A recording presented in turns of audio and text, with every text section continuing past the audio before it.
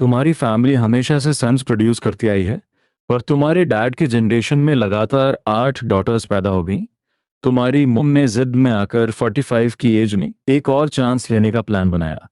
एक mail air ensure करने के लिए उन्होंने डेली 4 बार स्पाइसी हॉट पॉट खाना शुरू कर दिया, यहाँ तक कि बड़े हुए पेट के साथ स्क्वायर में डांस भी किया। पर अचानक एक फॉर्चून टेलर ने एंट्री मारी और प्रिडिक्ट किया कि ये भी पक्का एक लड़की ही होगी। ये सुनते ही तुम्हारी मॉम का फेस उतर गया। उन्होंने ये प्रेगनेंसी सिर्फ एक सन के लिए प्लान की थी। अगर एक और डॉटर आई तो 9 फेरीज की कास्ट पूरी हो जाएगी। इमोशनली ट्रिगर होकर उन्हें प्रीमेच्योर लेबर स्टार्ट हो गया, और इस तरह फैमिली के इकलौते प्रेशियस बॉय यानी तुम्हारा ग्रैंड बर्थ हुआ। पर इससे पहले कि तुम एक रिच एयर की लाइफ एंजॉय कर पाते, एक इनफर्टाइल कपल ने तुम्हें सीक्रेटली किडनैप कर लिया।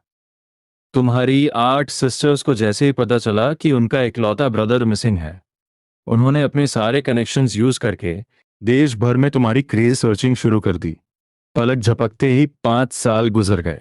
तुम्हारे अडॉप्टिव पेरेंट्स का इनफर्टिलिटी का इशू चमत्कार से सॉल्व हो गया और उनका अपना खुद का चाइल्ड पैदा हो गया। इसके बाद उन्होंने तुम्हें एक कचरे की तरह घर से बाहर निकाल फेंका। होमलेस होकर तुमने एक गार्बेज डंप के पास अपना छोटा सा बेस बना लिया और स्क्रैप्स कलेक्ट करके अपना सर्वाइवल करने लगे। फिर एक दिन तुमने देखा कि कुछ दूरी पर एक माजराती धीरे धीरे आ रही है। तुम्हारी छोटी छोटी टांगें जैसे वहीं फ्रीज हो गई। तुम एक कदम भी आगे नहीं बढ़ा पाए। ड्राइवर अंकल जाओ को लगा कि तुम कोई स्कैमर हो जो एक्सीडेंट का फेक नाटक करेगा। उसने पैनिक में एक्सेलरेटर दबाया और भागने का ट्राई किया। ये देखकर तुम तेजी से भागे और कार के ठीक सामने आकर उसे ब्लॉक कर दिया। तुमने चिल्लाकर कहा कि आगे के ब्रिज टनल में पानी भरा है, वहां से क्रॉस करना बहुत डेंजरस है। कार के अंदर बैठी वुमन ने विंडो से बाहर देखा।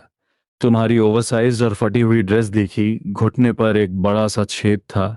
तुम बहुत ही गंदे और छोटे लग रहे थे, लेकिन स्ट्रीट लाइट की येलो ग्लो में तुम्हारी वो शाइनिंग आईज एकदम प्योर और क्लियर लग रही थी। तुम्हारी आंखों में बस एंजाइटी थी और उन्हें देखकर जरा भी नहीं लगा कि तुम झूठ बोल रहे हो। पता नहीं क्यों उस वुमन को तुम्हारे अंदर एक अजीब सी फेमिलियरिटी फील हुई। उसने सॉफ्टली नॉड किया और आखिरकार तुम पर ट्रस्ट करने का डिसीजन लिया। उसने कहा कि अंकल जाओ, क्या आपके पास कैश है? इसे 1,000 रुपए दे दो। अंकल जाओ ने तुरंत अपनी पॉकेट से पैसे निकाले और विंडो के गैप से तुम्हें देते हुए कहा कि लिटिल बॉय, आज के लिए तुम्हारा बहुत बहुत थैंक यू। ये हमारी बॉस की तरफ से तुम्हारा रिवॉर्ड है। तुम डर के मारे झटके से अपने हाथ पीछे खींच लिए और बोले कि आंटी, मैं ये पैसे नहीं ले सकता। मैंने तो बस आपकी हेल्प के लिए वार्निंग दी थी, मुझे आपके पैसों का कोई लालच नहीं है। उधर अंकल जाओ को बहुत टेंशन हो रही थी। उन्होंने ये शॉर्टकट वैसे भी टाइम सेव करने के लिए लिया था, और अब तुम्हें यहाँ ऐसे डिले करते देखकर वो झल्ला गए।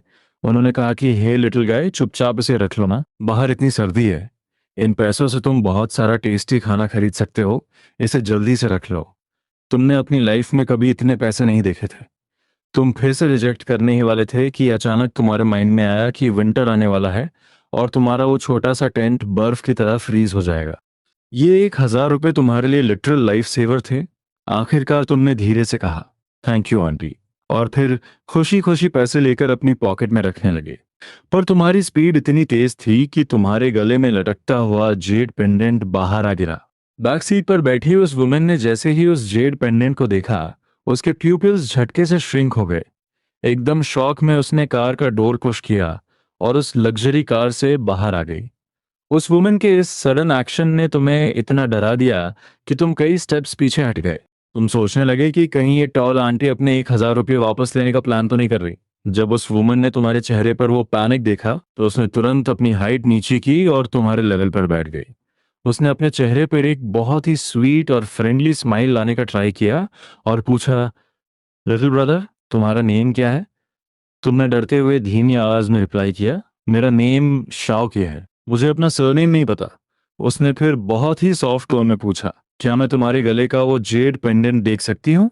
तुम्हें अचानक रियलाइज हुआ कि तुम्हारा सबसे प्रेशियस सीक्रेट बाहर आ गया है। तुमने घबराकर तुरंत उसे अपने हाथों से कवर कर लिया और वापस अपनी शर्ट के अंदर छुपा लिया। उस वुमन को समझ आ गया कि यहाँ जबरदस्ती करना गलत होगा, तो उसने अपनी वॉइस को और भी जेंटल करते हुए कहा, लिटिल ब्रदर, तुम बिल्कुल मत डरो, हम कोई बैड गाइज नहीं है। तभी तुम्हारे माइंड में अचानक अपने मास्टर की एडवाइस फ्लैश हुई। उन्होंने कहा था कि अगर कोई तुम्हारा जेड पेंडेंट देखना चाहे तो बिना डरे उसे शो कर देना। इसलिए तुमने थोड़ा हेजिटेट करते हुए धीरे से बड़बड़ाते हुए कहा, आंटी मैं सिर्फ एक सेकंड के लिए दिखाऊंगा, आपको जल्दी देखना होगा, ये प्रेशियस आइटम मेरे लिए बहुत स्पेशल है और मैं इसे बिल्कुल नहीं बेचूंगा। उस वुमन ने बेसब्री से उस जेड पेंडेंट को अपने हाथों में लिया। उसकी पतली फिंगर्स ने उस विंटेज स्टोन को बहुत सॉफ्टली टच किया। हालांकि स्ट्रीट लाइट बहुत डिम थी और साफ दिख नहीं रहा था, लेकिन उस फेमिलियर टच ने उसके दिल में एक जबरदस्त शॉक वेव भेज दी। वो अपना एक्साइटमेंट कंट्रोल नहीं कर पाई और तुरंत पूछा, लिटिल ब्रदर, ये जेड पेंडेंट तुम्हें किसने दिया है? तुमने अपनी पलकें झपकाई और बहुत इनोसेंटली जवाब दिया, ये मेरी फैमिली का लास्ट टोकन है जो उन्होंने मेरे लिए छोड़ा था। आंटी आपने इसे बहुत देर तक देख लिया है, अब मुझे जल्दी घर जाना होगा। इतना बोलते ही तुमने झटके से अपना पेंडेंट वापस खींचा और मुड़कर वहां से गायब हो गए। वो वुमन बस स्ट्रीट लाइट के नीचे तुम्हें भागते हुए देखती रह गई। तुम्हारी उस छोटी और कमजोर पीठ पर एक बड़ा सा वोवन बैग लटक रहा था। तुम्हारी उस कमजोर पीठ को देखकर उसके दिल में एक भयानक पेन उठा, जैसे किसी ने चाकू से बार बार वार किया हो। वो फ्राउन करते हुए वापस कार में जाकर बैठ गई। उस जेड पेंडेंट का फील इतना फेमिलियर था। उसने बचपन में अपने ग्रैंडपा के स्टडी रूम में बिल्कुल सेम पीस देखा था। ग्रैंडपा ने बताया था कि वो वैंग फैमिली का अल्टीमेट हेयरलूम है। उन्होंने उसके सिर पे प्यार से हाथ फेरते हुए हंसकर कहा था, सिकी, ये तुम्हारी गलती नहीं कि तुम लड़के नहीं हो, लेकिन ये पेंडेंट मैं तुम्हें नहीं दे सकता। वांग सिक्की को ग्रैंडपा के वो पुराने वर्ड्स याद आए और उसके दिमाग में एक बहुत बड़ा गेस स्ट्राइक किया। इस छोटे लड़के की एज, कहीं ये उसका वो खोया हुआ सगा ब्रदर तो नहीं? उसने तुरंत अपना फोन निकाला और एक कॉल डायल किया। हेलो, नॉर्थ सिटी में रहने वाले एक छोटे लड़के की डिटेल चेक करो। वो एक लिटिल बेगर जैसा दिखता है, अराउंड 6-7 साल का है। मुझे कल दोपहर से पहले हर हाल में रिजल्ट चाहिए। इस वक्त गार्बेज डंप के अपने छोटे से टेंट में तुम क्रॉस लेग्ड बैठे अपने मास्टर की दी हुई टेक्निक के अकॉर्डिंग पूरी रात प्रैक्टिस कर रहे थे। सुबह की पहली सनलाइट आते ही तुमने स्ट्रेच करते हुए धीरे से अपनी आंखें खोली। तुम्हें जरा भी थकावट फील नहीं हो रही थी, बल्कि पूरी बॉडी में एक फ्रेश एनर्जी दौड़ रही थी। तुम्हारा माइंड एकदम शार्प और क्लियर हो गया था। तुम्हें बिल्कुल आइडिया नहीं था कि इस वक्त तुमने सक्सेसफुली ची कंडेंसेशन के इनिशियल स्टेज में एंट्री मार ली है। एक बहुत ही स्ट्रांग स्पिरिचुअल एनर्जी चुपचाप तुम्हारी पूरी बॉडी को अपग्रेड कर रही थी। जल्दी ही तुमने नोटिस किया कि तुम्हारी बॉडी पर कोई काली और चिपचिपी चीज लगी है। वो इतनी स्टिकी और स्मेली थी कि तुम्हें खुद से घिन आने लगी। तुमने सोचा कि मुझे इसे तुरंत धोना पड़ेगा, इसलिए तुम एक बेसिन उठाकर अपने टेंट से बाहर भागे ताकि पास के टैप से पानी लेकर नहा सको। तुम कुछ ही दूर गए थे कि तुमने देखा कई गाड़ियां गार्बेज डंप के एज पर आकर रुकी। फिर उन कार्स में से एक ग्रुप बाहर निकला और सीधा तुम्हारी तरफ आने लगा। तुम वहीं फ्रीज हो गए। तुम्हारे माइंड में सबसे पहला थॉट आया, कहीं ये लोग मुझे ऑर्फनेज भेजने तो नहीं आए? ऐसा बिल्कुल नहीं हो सकता, मेरी फैमिली अभी तक मुझे मिली नहीं है। तुमने तुरंत अपना बेसिन नीचे फेंका और वहां से सरपट भागने लगे। वो ग्रुप पूरी रात जागकर आखिरकार तुम्हें इस कचरे के ढेर में ढूंढ पाया था। वो तुम्हें इतनी आसानी से कैसे जाने देते, वरना वापस जाकर वो बॉस वॉन्ग को क्या मुंह दिखाते? वो तुम्हारे पीछे भागते हुए चिल्लाने लगे, हे लिटिल बॉय, भागो मत, हम बैड गाइज नहीं हैं। हमने सुना है तुम्हारे पास एक जेड पेंडेंट है, हम बस उसे एक बार देखना चाहते हैं। तुम बिल्कुल मत डरो। तुमने पीछे मुड़कर देखा तो एक अंकल हाफते हुए तुम्हारे पीछे दौड़ रहे थे। उनकी आंखों में एक अजीब सी डेस्परेशन थी, जिसे देखकर तुम बहुत हेल्पलेस फील करने लगे। कल रात उस आंटी ने वो जेड पेंडेंट देखा था और आज फिर से एक पूरी टीम इसे देखने आ गई।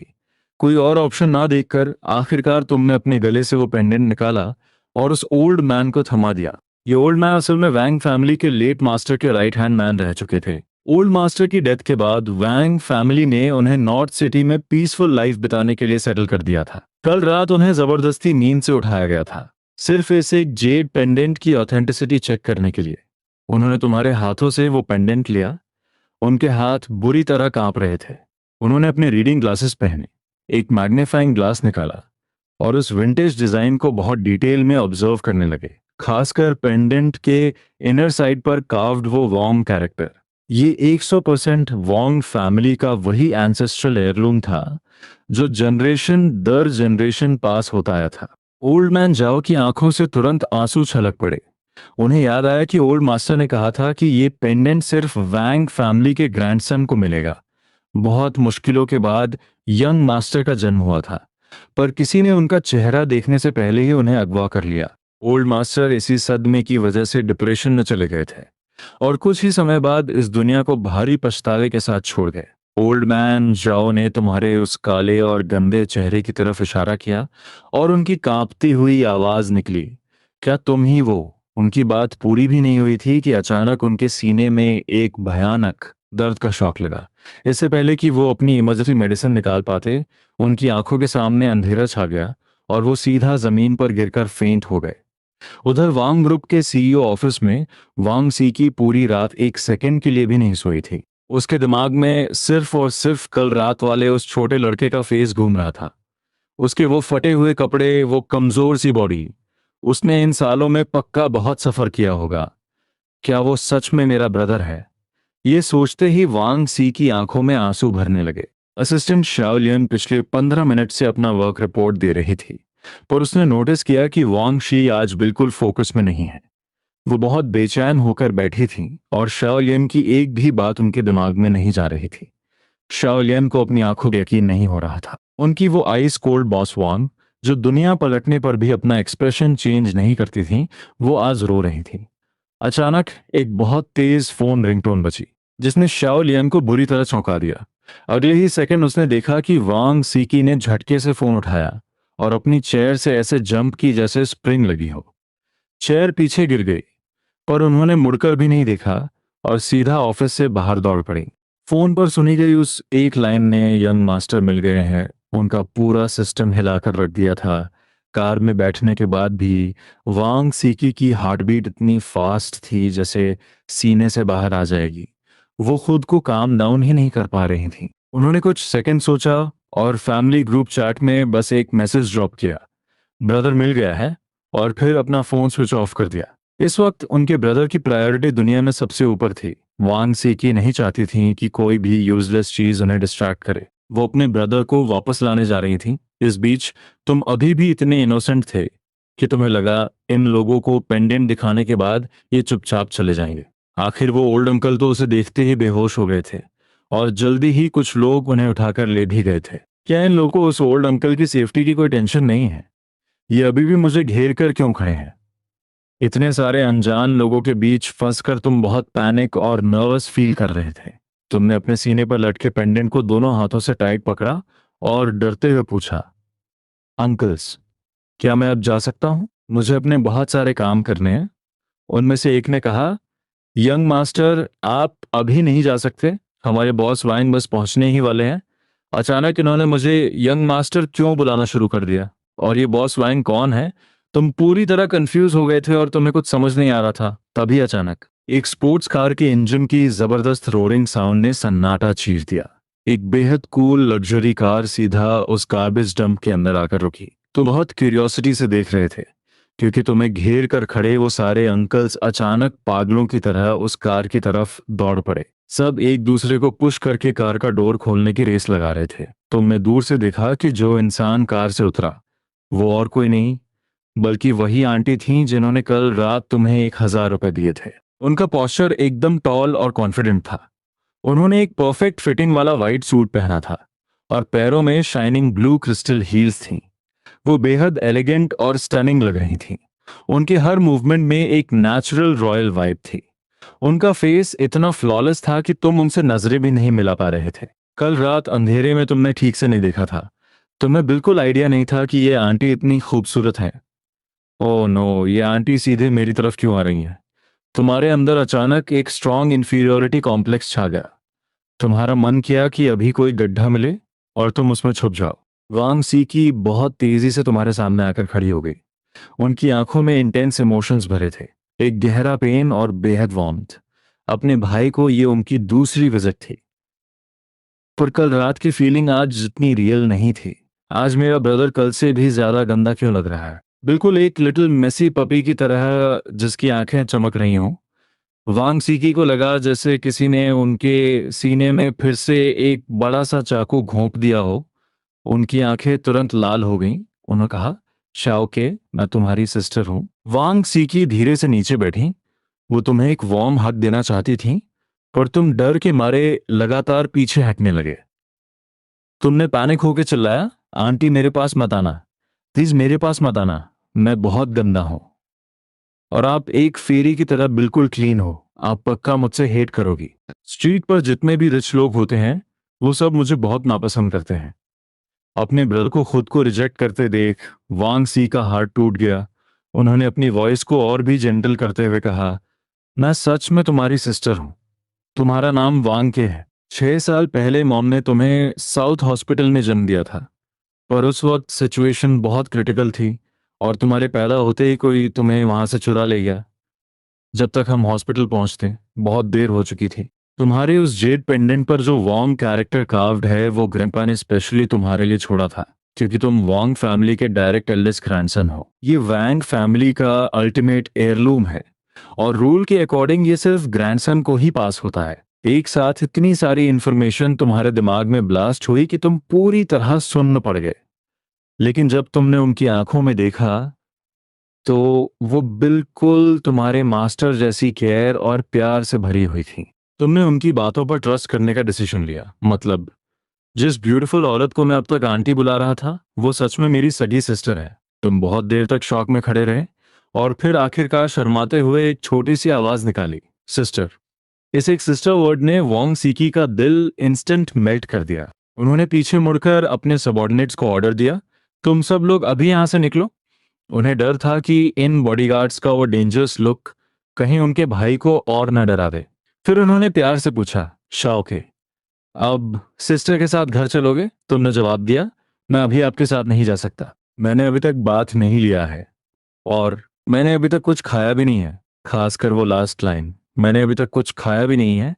ये सुनकर वांग सी का दिल दर्द से तड़प उठा। उन्होंने तुम्हारे गंदे और छोटे हाथों को अपने हाथ में लिया और कहा, चलो, सिस्टर पहले तुम्हें खाना खिलाने ले जाएगी, फिर हम घर जाकर आराम से बात लेंगे।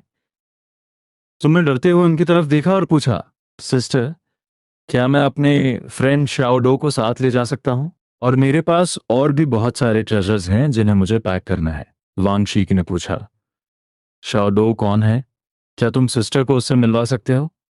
इसके बाद तुम वांग शी को अपने उस छोटे से टेंट की तरफ ले गए। ओ माय गॉड, क्या मेरा ब्रदर इतने सालों से इस कचरे में रह रहा था? वांग सीकी का दर्द अब इतना बढ़ गया था कि उन्हें कुछ फील होना बंद हो गया था। पता चला कि शाओ डो असल में एक लिटिल हैमस्टर है। गार्बेज डंप में अचानक इतने सारे लोगों को देखकर वो बुरी तरह डर गया था। जैसे उसने तुम्हें देखा वो तुरंत जंप करके तुम्हारे ऊपर आ गया और प्रोटेक्शन के लिए तुम्हारी शर्ट में छुप गया। वांग सी को अपनी लाइफ में चूहों से सबसे ज्यादा डर लगता था, पर इस वक्त उन्होंने जरा भी डिस्कस शो करने की हिम्मत नहीं की। उन्हें डर था कि अगर भाई नाराज हो गया तो वो उनके साथ घर नहीं जाएगा, क्योंकि ब्रदर ने कहा है कि यह हैमस्टर उसका फ्रेंड है तो इसे भी घर ले जाकर पाला जाएगा। आखिर में तुमने सिर्फ उस हैमस्टर को ही नहीं लिया, बल्कि बॉडीगार्ड से कहकर अपने टेंट का सारा स्क्रैप और कबाड़ भी पैक करवा लिया।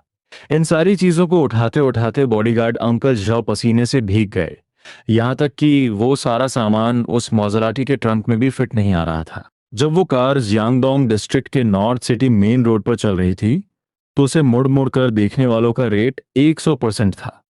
ओ माय गॉड, वो करोड़ों की मॉजराटी है और उसके ट्रंक में ये कबाड़ क्यों भरा हुआ है? ट्रंक का डोर भी बंद नहीं हो रहा था, उसे एक फटे हुए कपड़े से बांधा गया था। ये आखिर कौन सा एलियन लॉजिक है? कार के अंदर बैठे हुए तुम और भी ज्यादा नर्वस हो रहे थे। तुम्हें डर था कि कहीं तुम्हारी वजह से सिस्टर की कार गंदी न हो जाए, इसलिए तुमने अपने फटे हुए बैग से कुछ पुराने न्यूज़पेपर्स निकाले और बहुत ध्यान से उन्हें सीट पर बिछा दिया। तुम्हारे इस एक छोटे से एक्शन ने वैंग सीकी की आंखों को फिर से नम कर दिया। उन्होंने अपना हाथ बढ़ाया और बहुत प्यार से तुम्हारे गालों को टच करते हुए कहा, आज से सिस्टर तुम्हें कभी कोई तकलीफ नहीं सहने देगी, एक जरा सी भी नहीं। सिस्टर, मुझे बिल्कुल तकलीफ नहीं हुई, बस मुझे अभी बहुत जोर से फ्राइड चिकन खाने का मन कर रहा है। क्या आप मुझे एक बार फ्राइड चिकन खिलाने ले जा सकती हैं? तुम्हारी फैमिली हमेशा से सन्स प्रोड्यूस करती आई है, पर तुम्हारे डैड के जनरेशन में लगातार 8 डॉटर्स पैदा हो गई। तुम्हारी मॉम ने जिद में आकर 45 की एज में एक और चांस लेने का प्लान बनाया और मेल एयर के लिए दिन में 4 बार स्पाइसी हॉट पॉट खाकर बड़े हुए, पेट के साथ स्क्वायर डांस किया। नहीं, तुम अपनी सिस्टर वांग सीकी की तरफ देखकर बहुत सैड फील कर रहे थे। तुम्हें बस उस जंक फूड का टेस्ट आजमाना था। कल उस छोटी लड़की ने वो बड़ा सा चिकन लेग कितनी मजे से खाया था। वांग सीकी ने हार मानकर तुम्हारे सिर को सहलाया। आखिरकार वो तुम्हारी सबसे पहली विश को रिजेक्ट नहीं कर पाई। उन्होंने कहा, ठीक है, बस इस एक बार के लिए खाएंगे। यह सिस्टर इज द बेस्ट। तुम खुशी से हवा में उड़ने लगे। तुमने शाओही को इतनी जोर से हक किया कि वो लगभग डर के मारे मर ही गया था। अगले ही सेकंड वांग सीकी के सिर्फ एक आई कांटेक्ट पर सेक्रेटरी शाओ लियन बाहर गई और सारी अरेंजमेंट्स कर दी। सिर्फ 15 मिनट के अंदर एक सुपर लग्जरी स्पोर्ट्स कार सीधे वॉलेस रेस्टोरेंट के दरवाजे पर आकर रुकी। मैनेजर पहले से ही वहां झुककर वेट कर रहा था। हालांकि जब तुम स्टोर के अंदर गए तो पूरी तरह कंफ्यूज हो गए। सिस्टर, यहाँ खाना खाने कोई क्यों नहीं आया है? जो रेस्टोरेंट हमेशा लोगों से पैक रहता था वो इस वक्त बिल्कुल एम्प्टी था। शालियन साइड में खड़ी छुपकर हंस रही थी, क्योंकि बॉस वांग ने बहुत पहले ही पूरा रेस्टोरेंट बुक कर लिया था। लेकिन वांग सीकी ने तुम्हें बहुत सीरियस फेस बनाकर कहा, सबको पता है कि ये जंक फूड है। उन्हें पेट खराब होने का डर है, इसलिए कोई भी यहाँ आने की हिम्मत नहीं करता। दूर खड़े मैनेजर के होंठ बुरी तरह कांप रहे थे। उसके दिमाग में 1 लाख गालियां चल रही थीं, पर वो कुछ बोलने की हिम्मत नहीं कर सका, क्योंकि वांग सीकी ने उसे पैसे ही इतने ज्यादा दिए थे। तुम अब और कंट्रोल नहीं कर पाए और एक फ्राइड चिकन लेग उठाकर सीधा बाइट कर लिया। बाहर से क्रिस्पी, अंदर से टेंडर, एकदम क्रंच। एक ही पल में तुमने खुद को पूरी तरह फ्री छोड़ दिया। तुम्हारे लेफ्ट हैंड में चिकन विंग्स थे, राइट हैंड में कोक, और तुम्हारे पूरे मुंह पर तेल लगा हुआ था। वांग सीख हंसते हुए लगातार तुम्हारा मुंह साफ कर रही थी। उन्होंने तुरंत तुम्हारी एक फोटो क्लिक की और फैमिली ग्रुप चैट में सेंड कर दी, और फिर सीधा फोन स्विच ऑफ कर दिया, ग्रुप के सारे मैसेज बॉम्बार्ड्स को पूरी तरह इग्नोर करते हुए। तुमने अपनी बड़ी बड़ी आंखें झपकाई और एक चिकन लेग उनकी तरफ बढ़ाते हुए कहा, सिस्टर, आप भी टेस्ट करो ना, ये बहुत मजेदार है। शॉलियन ने तुरंत तुम्हें रोकने का ट्राई किया। आखिर बॉस वॉन्ग को जंक फूड से सख्त नफरत थी। कोई कंपनी में फ्राइड फूड की स्मेल तक लाने की हिम्मत नहीं करता था जब तक कि उसे नौकरी से निकाला न जाना हो। लेकिन इसके बाद जो सीन हुआ उसने शाओलियन को वहीं पत्थर का बना दिया। वो सुपर एरोगेंट और हाई लेवल बॉस वॉन्ग, उन्होंने सच में वो खा लिया। उन्होंने ग्लव्स पहने, बहुत धीरे धीरे उसे चबाया, लेकिन उन्होंने सच में वो जंक फूड निगल लिया था। शाओलिन के दिमाग में एक बहुत ही वाइल्ड थॉट आया, क्या ये बॉस वांग फेक हैं? असली बॉस वांग पक्का किसी दूसरे देश में किडनैप हो चुकी हैं। तुमने पूछा, सिस्टर, ये बहुत टेस्टी है ना, क्या मैं इसे रोज खा सकता हूं? उन्होंने कहा, बिल्कुल नहीं, तुम इसे रेगुलर नहीं खा सकते। तुमने कहा, ठीक है, तो मैं फ्यूचर के कुछ दिनों का फ्राइड चिकन आज ही एक साथ खा लूंगा। तुम्हारी इस इनोसेंट बात ने वांग सीकी को फिर से हंसा दिया।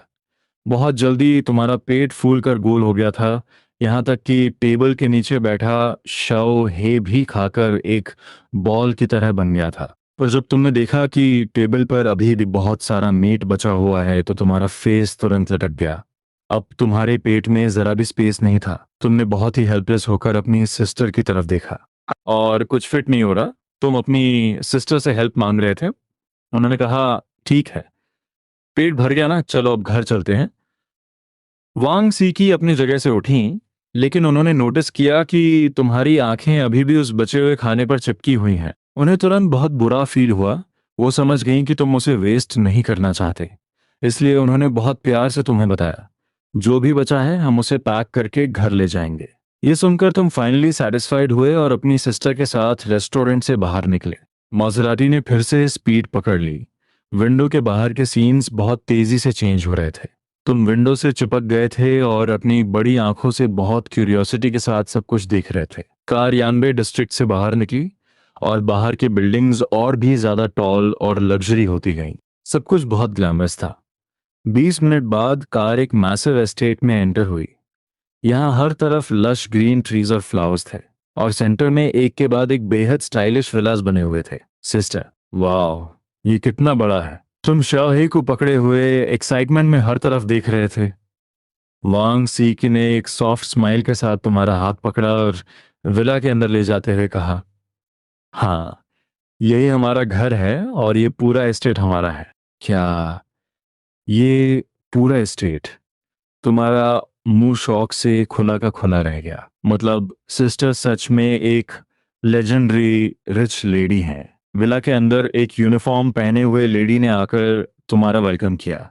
वो वांग फैमिली की हेडमेड आंट लान थी, जिन्होंने वांग सीकी और उनके भाई बहनों को बड़ा होते देखा था। उन्होंने कहा, मिस आप आ गए, जल्दी अंदर आइए, मैं अभी किसी को लंच तैयार करने के लिए कहती हूँ। वांग सीकी ने कहा, उसकी कोई जरूरत नहीं है आंट लान, हमने खाना खा लिया है, पहले एक रूम साफ करके अच्छे से डेकोरेट करते हैं। आंट लान की आंखों में आंसू थे, वो बहुत सॉफ्टली तुम्हारी तरफ देख रही थी। ऊपर वाले ने आंखें खोल दी। यंग मास्टर आखिरकार वापस आ गए, मैं अभी जाकर रूम सेट करती हूँ। लिविंग रूम बहुत स्पेशियस और एलिगेंट था, सारे अप्लायंसेस मौजूद थे, फिर भी कुछ मैसी नहीं लग रहा था। वांग सी की नीचे बैठी और तुम्हारे फेस को अपने हाथों में पकड़ा। सिस्टर को काम पर जाना है, ब्रदर घर पर अच्छे से खेलेगा ना। मैं किसी को तुम्हारे साथ रुकने के लिए कहती हूँ, कुछ चाहिए हो तो सिस्टर को बताना। उन्होंने इशारा करके एक यंग मेड को बुलाया और उसे तुम्हारे साथ डाउनस्टेयर्स खेलने को कहा। वांग सीख खुद अपस्टेयर्स चली गई, वांग ग्रुप के शेनान डिस्ट्रिक्ट वाले डेवलपमेंट प्लान को हैंडल करने के लिए। सिस्टर के जाते ही तुम और शाओहे उस अनजान बड़े से घर को एक्सप्लोर करने लगे। मेड तुम्हारे साथ साथ चल रही थी और घर का लेआउट डिटेल में बता रही थी। एंटरटेनमेंट जोन, गेस्ट रूम और बाकी सारे रूम्स। तुम्हारी गोद में शाओहे बिल्कुल चिल होकर लेटा था, लेकिन जैसे ही तुम एक ह्यूज टीवी के सामने पहुंचे, तुम्हारे कदम वहीं रुक गए। तुमने ऐसा टीवी पहले सिर्फ ग्लास कैबिनेट्स के बाहर से देखा था। 1 मीटर लंबे स्मार्ट टीवी का प्राइस ही 6,000 होता था, पर तुम्हारे सामने जो स्क्रीन दीवार के अंदर सेट थी, वो तुम्हारे देखे हुए किसी भी टीवी से 4-5 गुना बड़ी थी। तुमने अंदाजा लगाया कि इसकी वैल्यू कम से कम 20,000 तो होगी ही। तुम्हारी फैमिली हमेशा से सन्स प्रोड्यूस करती आई है, पर तुम्हारे डैड के जनरेशन में लगातार 8 डॉटर्स पैदा हो गईं। तुम्हारी मॉम ने जिद में आकर 45 की एज में एक और चांस लेने का प्लान बनाया। एक मेल एयर के लिए उन्होंने डेली 4 बार स्पाइसी हॉटपॉट खाया और बढ़े हुए पेट के साथ स्क्वायर में डांस किया। यंग मास्टर, क्या आप देखना चाहते हैं? देख लीजिए, देख लीजिए, देख लीजिए, देख लीजिए। बढ़े हुए पेट के साथ स्क्वायर में डांस किया। यंग मास्टर, क्या आप टीवी देखना चाहते हैं? मेड ने थोड़ा हेजिटेट करते हुए पूछा। तुमने अपना सिर हिलाया और सोफा पर बैठ गए, शाओहे को आजादी से घूमने के लिए छोड़ दिया। मेड ने टीवी ऑन किया। तुम्हारे सामने हजारों कार्टून्स की चॉइसेस थी। तुमने थोड़ा हेजिटेट किया और आखिरकार pleasant goat and big big wolf select किया और पूरे मजे से देखने लगे। मेड ने तुम्हारे लिए एक फ्रूट प्लेटर और ड्रिंक्स लाकर रख दी। इतने बड़े टीवी पर देखने का मजा ही कुछ और था। तुम पूरी तरह से उसमें खो गए, बस बीच बीच में एक स्ट्रॉबेरी खा लेते। दूसरी तरफ शाओ हे पूरे रूम में इधर उधर स्निफ कर रहा था। विला का मेन डोर लॉक नहीं था, बस हल्का सा खुला था। शाओ हे ने 2 बार स्क्रैच किया और चुपचाप बाहर खिसक गया। शाओ हे पूरे यार्ड में पागलों की तरह भाग रहा था, ग्रास पर रोल कर रहा था और फिर सीधा एस्टेट के आउटर एरिया की तरफ भाग गया। कुछ ही देर में एस्टेट के बाहरी हिस्से से एक गुस्से भरी आवाज आई। ये छोटा सा हैमस्टर कहां से टपक पड़ा। झाड़ू लगा रहे एक आदमी ने बहुत डिस्गस्ट के साथ कॉर्नर में मिट्टी खोदते हुए शाओ हे को देखा। उसने लॉन में एक गड्ढा कर दिया था। ये कितना इरिटेटिंग है। वो आदमी गुस्से में भड़क कर दौड़ा और शाओ हे को पकड़ने का ट्राई करने लगा। शाओ हे के पैर भले ही छोटे थे, पर उसकी स्पीड इतनी तेज थी कि एक बड़ा आदमी भी उसे कैच नहीं कर पा रहा था। मरियल चूहे, एक बार मेरे हाथ आ जा, तेरी चमड़ी उधेड़ दूंगा। काफी देर भागने के बाद शाओ हे एक डेड एंड में फंस गया और आखिरकार पकड़ा गया। भागना, तेरी छोटी टांगें बहुत तेज चल रही थी ना, अब क्यों नहीं भाग रहा? वो आदमी बुरी तरह हाँफ रहा था। उसने शाओ हे की दोनों टांगें पकड़ी और सीधा एस्टेट के गेट की तरफ बढ़ने लगा। उसके मन में बस एक ही ख्याल था, इस जानवर को यहां से बहुत दूर फेंकना होगा। वो प्लान बना रहा था कि वापस आकर पूरे एस्टेट की बाउंड्री चेक करेगा कि आखिर ये हैमस्टर अंदर कहां से घुसा। लेकिन जैसे ही वो गेट के पास पहुंचा, उसने आंट लान को देखा। आंट लान मेड्स को बॉक्सेस अंदर लाने के लिए इंस्ट्रक्ट कर रही थी, टॉयज और बच्चों का बहुत सारा सामान। हेलो आंट लान, उस आदमी ने ग्रीट किया। आंट लान ने मुड़कर देखा। उनकी नजर उसके हाथ में लटकते हुए हैमस्टर पे पड़ी। उन्होंने कैजुअली पूछा, शाओ लियू, क्या बात है?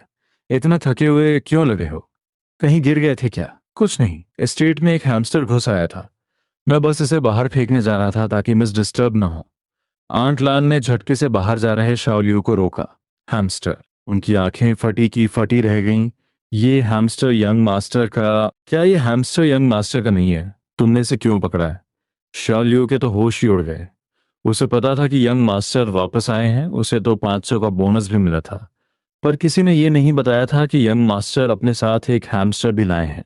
आंट लान ने तुरंत शाओही को अपने हाथों में लिया और उसके सिर को सॉफ्टली थपथपाया। फिर बेहद कोल्ड वॉइस में बोली, तुम उसे बाहर फेंकना चाहते थे। मुझे तो लग रहा है कि तुम खुद यहाँ से बाहर फेंके जाना चाहते हो।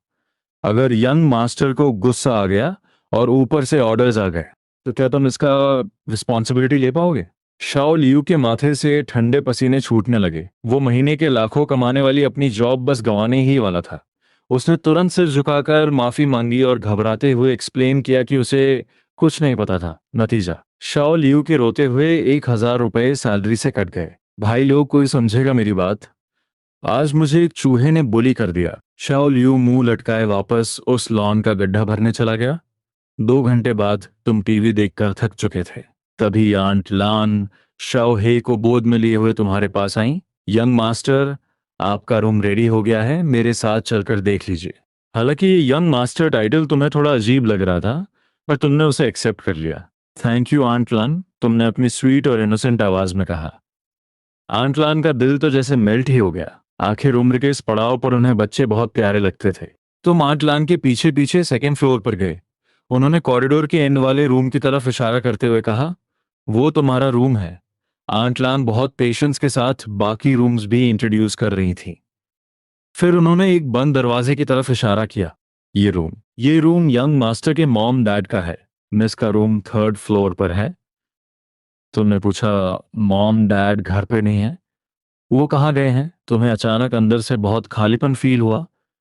तुमने बचपन से अपने पेरेंट्स को नहीं देखा था। तुम उनसे मिलना भी चाहते थे और डरते भी थे कि कहीं वो तुम्हें नापसंद न करें। मास्टर और मैडम नॉर्थ एरिया में कुछ बिजनेस हैंडल कर रहे हैं। वो काफी लंबे टाइम तक घर नहीं आ पाएंगे। आंट लान ने बहुत कामली कहा। पर उन्होंने तुम्हें ये नहीं बताया कि तुम्हारे डैड असल में नॉर्थ के वॉर जोन में रिबेलियन को क्रश कर रहे हैं और वहां की सिचुएशन बहुत टेंस है। आंट लान ने दरवाजा खोला। एक बेहद खूबसूरत किड्स रूम तुम्हारी आंखों के सामने था। सारे लग्जरी फर्नीचर मौजूद थे, खासकर वो पूरी दीवार पर सजा टॉयज का डिस्प्ले। वो किसी भी लड़के के लिए एक ड्रीम पैराडाइज था। रूम का बेड बहुत बड़ा और सॉफ्ट था। ब्लैंकेट पर प्यारे कार्टून प्रिंट्स थे। वाओ! तुम एक्साइटमेंट में सीधा बेड पर कूद पड़े। ये इतना बाउंसी और सॉफ्ट था। ब्रिज के नीचे वाली उस टूटी खटिया से तो लाख गुना बेटर था। स्मार्ट एसी 24 आवर्स ऑन रहता था। टेम्परेचर एकदम परफेक्ट था। यंग मास्टर, क्या आप सेटिस्फाइड हैं? कुछ भी चाहिए हो तो बेझिझक आंट लान को बताना। मैं सेटिस्फाइड हूँ। थैंक यू आंट लान। क्या मैं थोड़ी देर सो सकता हूँ? मुझे बहुत नींद आ रही है। तुम्हारी आंखें भारी हो रही थी। ठीक है यंग मास्टर, आराम से रेस्ट कीजिए। कोई भी जरूरत हो तो बेड के पास वाला बटन प्रेस कर देना। आंट लान आ जाएंगी। आंट लान ने मुस्कुराते हुए दरवाजा बंद किया। कितना प्यारा बच्चा है। जैसे ही आंट लान बाहर गई, तुमने तुरंत अपने जूते उतारे और बेड पर क्रॉस लेग बैठ गए।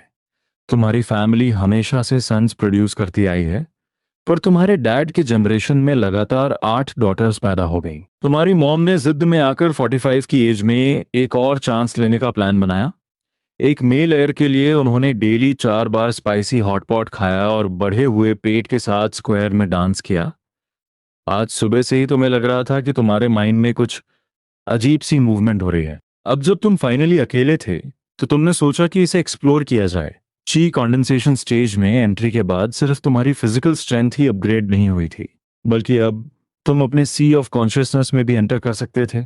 सी ऑफ कॉन्शियसनेस एक इंसान का स्पिरिचुअल माइंड स्पेस जहां नॉर्मल लोग एंटर ही नहीं कर सकते। तुम्हारा ये mind space around 20 square meters का था।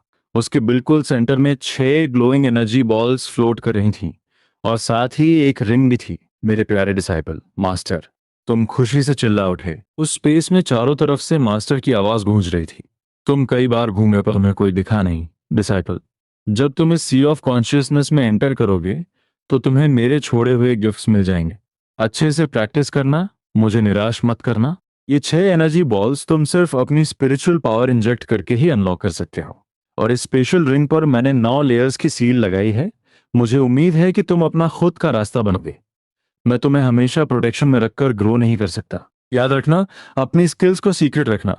जो पेड़ जंगल में सबसे ऊंचा होता है, तूफान सबसे पहले उसी को तोड़ता है। तुमने मास्टर की एडवाइस बहुत ध्यान से सुनी।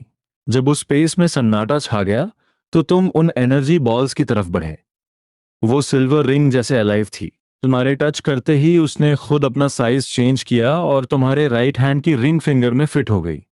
तुमने अपनी स्पिरिचुअल एनर्जी उन ग्लोइंग बॉल्स में ट्रांसफर करने का ट्राई किया, पर उनका कोई रिएक्शन नहीं हुआ। वो बिल्कुल रिएक्ट नहीं कर रही थी। इसका मतलब तुम्हारा कल्टीवेशन लेवल अभी बहुत लो था। सी ऑफ कॉन्शियसनेस से बाहर आकर तुमने झटके से अपनी आंखें खोली। मास्टर के दिए गिफ्ट्स में इतने बड़े सीक्रेट्स छिपे।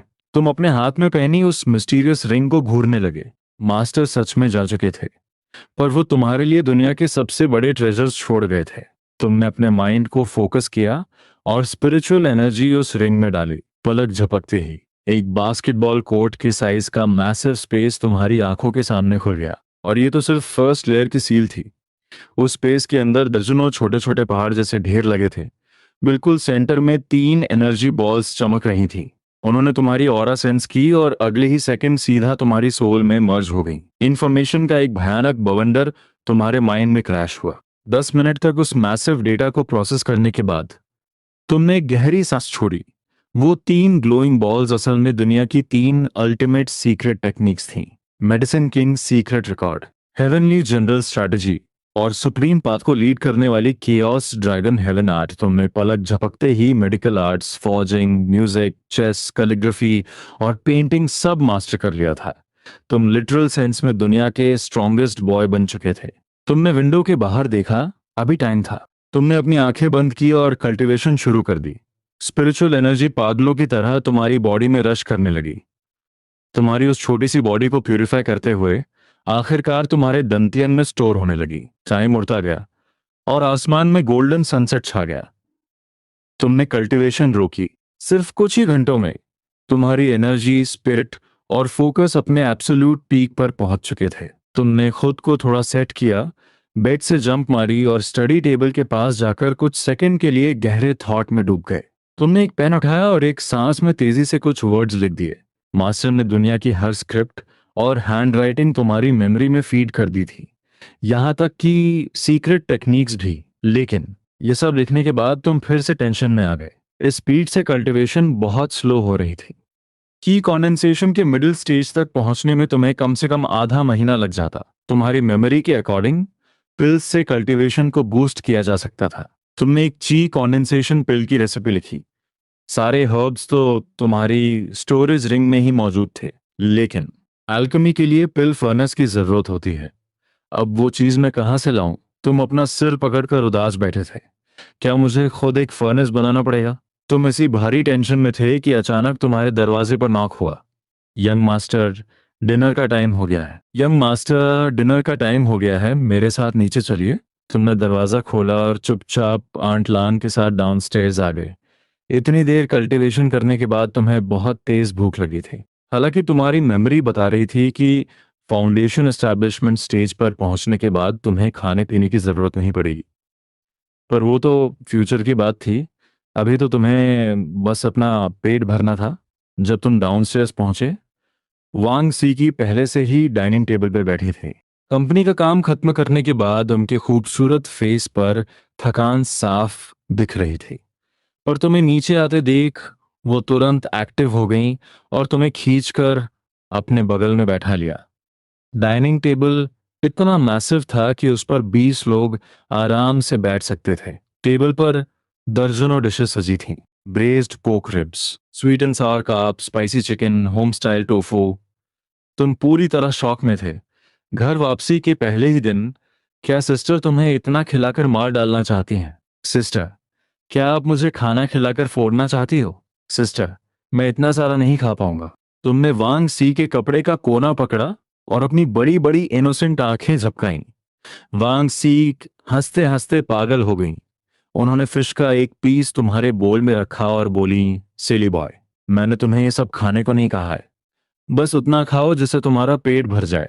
तुमने बहुत कंफ्यूजन के साथ पूछा, तो जो बच जाएगा उसका क्या होगा? क्या हम उसे फेंक देंगे? वांग सीकी ने तुरंत एक्सप्लेन किया, बचे हुए खाने को साफ करने के लिए लोग हैं, कुछ वेस्ट नहीं होगा। आखिरकार तुम्हारे दिल को सुकून मिला और तुम्हारी भूख पूरी तरह खुल गई। कुछ डिशेस टेस्ट करने के बाद तुम रुक ही नहीं पाए। बहुत जल्दी तुम्हारा पेट फुल हो गया। तुम्हारे लिए खाना खाना दुनिया की सबसे बड़ी खुशी थी। इस पूरे टाइम वांग सीकी ने मुश्किल से कुछ बाइट्स ही खाए होंगे। वो बस तुम्हें बहुत प्यार से खाले हुए देख रही थी। लिटिल ब्रदर, क्या तुम्हारे 6th बर्थडे में सिर्फ 3 महीने बचे हैं? तुमने अपना गोल मटोल पेट सहलाया और सोचने लगे, तुम्हारा बर्थडे कब आता है? बर्थडे पर क्या करते हैं? तुमने लाइफ में कभी अपना बर्थडे सेलिब्रेट नहीं किया था। यहाँ तक कि ग्रैंडपा को भी तुम्हारी डेट ऑफ बर्थ नहीं पता थी।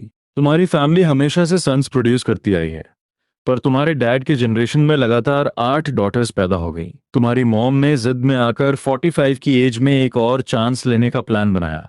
एक मेल एयर के लिए उन्होंने डेली 4 बार स्पाइसी हॉटपॉट खाया और बढ़े हुए पेट के साथ स्क्वायर में डांस किया। वांग सीके ने नैपकिन उठाया और तुम्हारा मुंह साफ किया। वो बहुत सॉफ्टली बोली, तुम्हारा बर्थडे 9 अक्टूबर को आता है।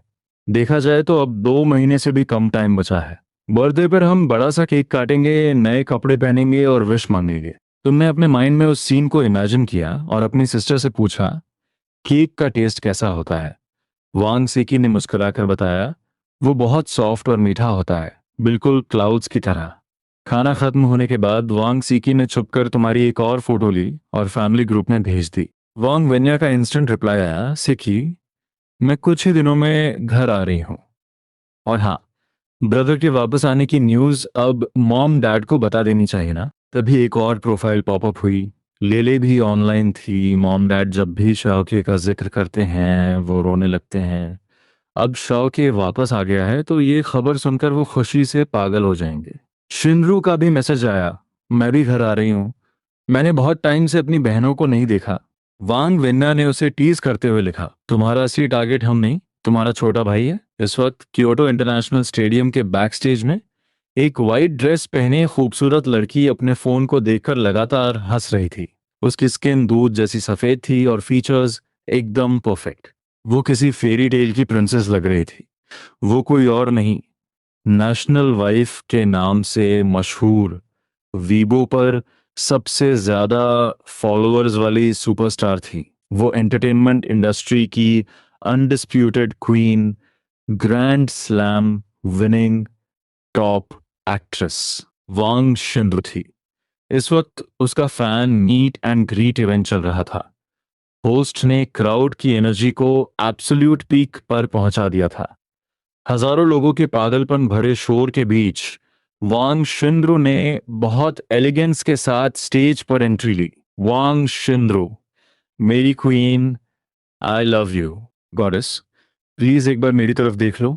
स्टेडियम की 1 लाख सीट्स पूरी तरह पैक्ड थीं और पब्लिक का चिल्लाना कान फाड़ देने वाला था। वांग शिंद्रो ने चारों तरफ झुककर सबका शुक्रिया अदा किया और फिर अपने कुछ ओरिजिनल हिट सॉन्ग्स गाए। बहुत जल्द इवेंट अपने एंड पर पहुंच गया। अचानक उसने माइक पकड़ा, कहा, मुझे पता है आप सब नेक्स्ट मंथ मेरे हॉलीवुड कोलैबोरेशन का वेट कर रहे हैं, लेकिन मुझे अफसोस है मैं अब उस मूवी का हिस्सा नहीं बन पाऊंगी। पूरे स्टेडियम में सन्नाटा छा गया। क्यों? मेरी क्वीन, ऐसा मत करो, हम तुम्हारी नई मूवी का वेट कर रहे थे।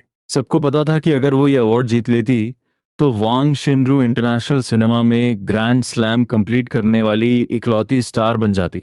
ये मौका गंवाने वाला नहीं था। लेकिन वांग शिंदू ने सबको एक्सप्लेन करते हुए कहा, मेरे इस प्रोजेक्ट से पीछे हटने का रीजन ये है कि मेरा खोया हुआ भाई इतने सालों बाद वापस आ गया है।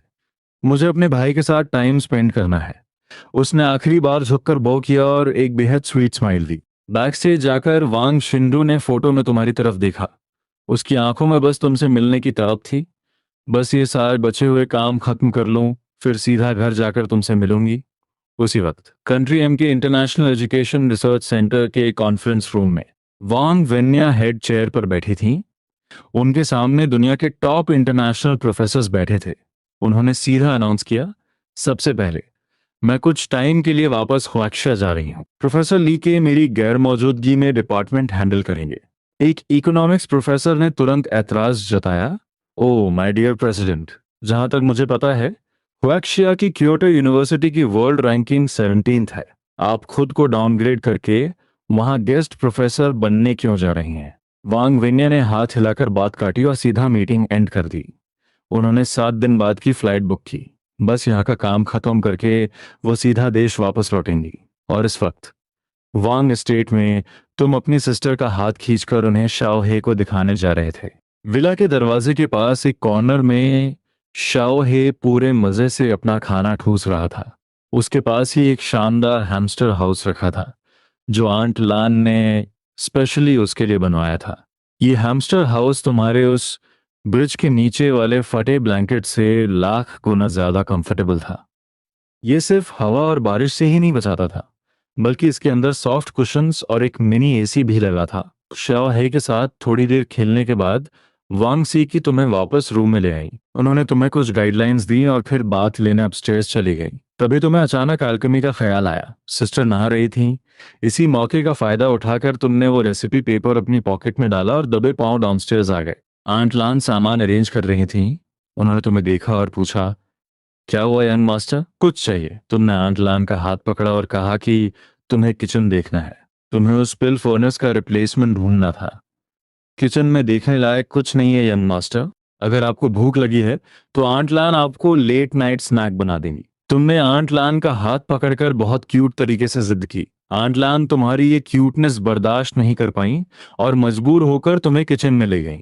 वांग फैमिली का किचन किसी 5 STAR होटल के बैकस्टेज जैसा था। पॉट्स, पैन्स, बोल्स, सब कुछ प्रॉपर लाइंड अप था। आंट लान तुम्हें सब कुछ बता रही थी।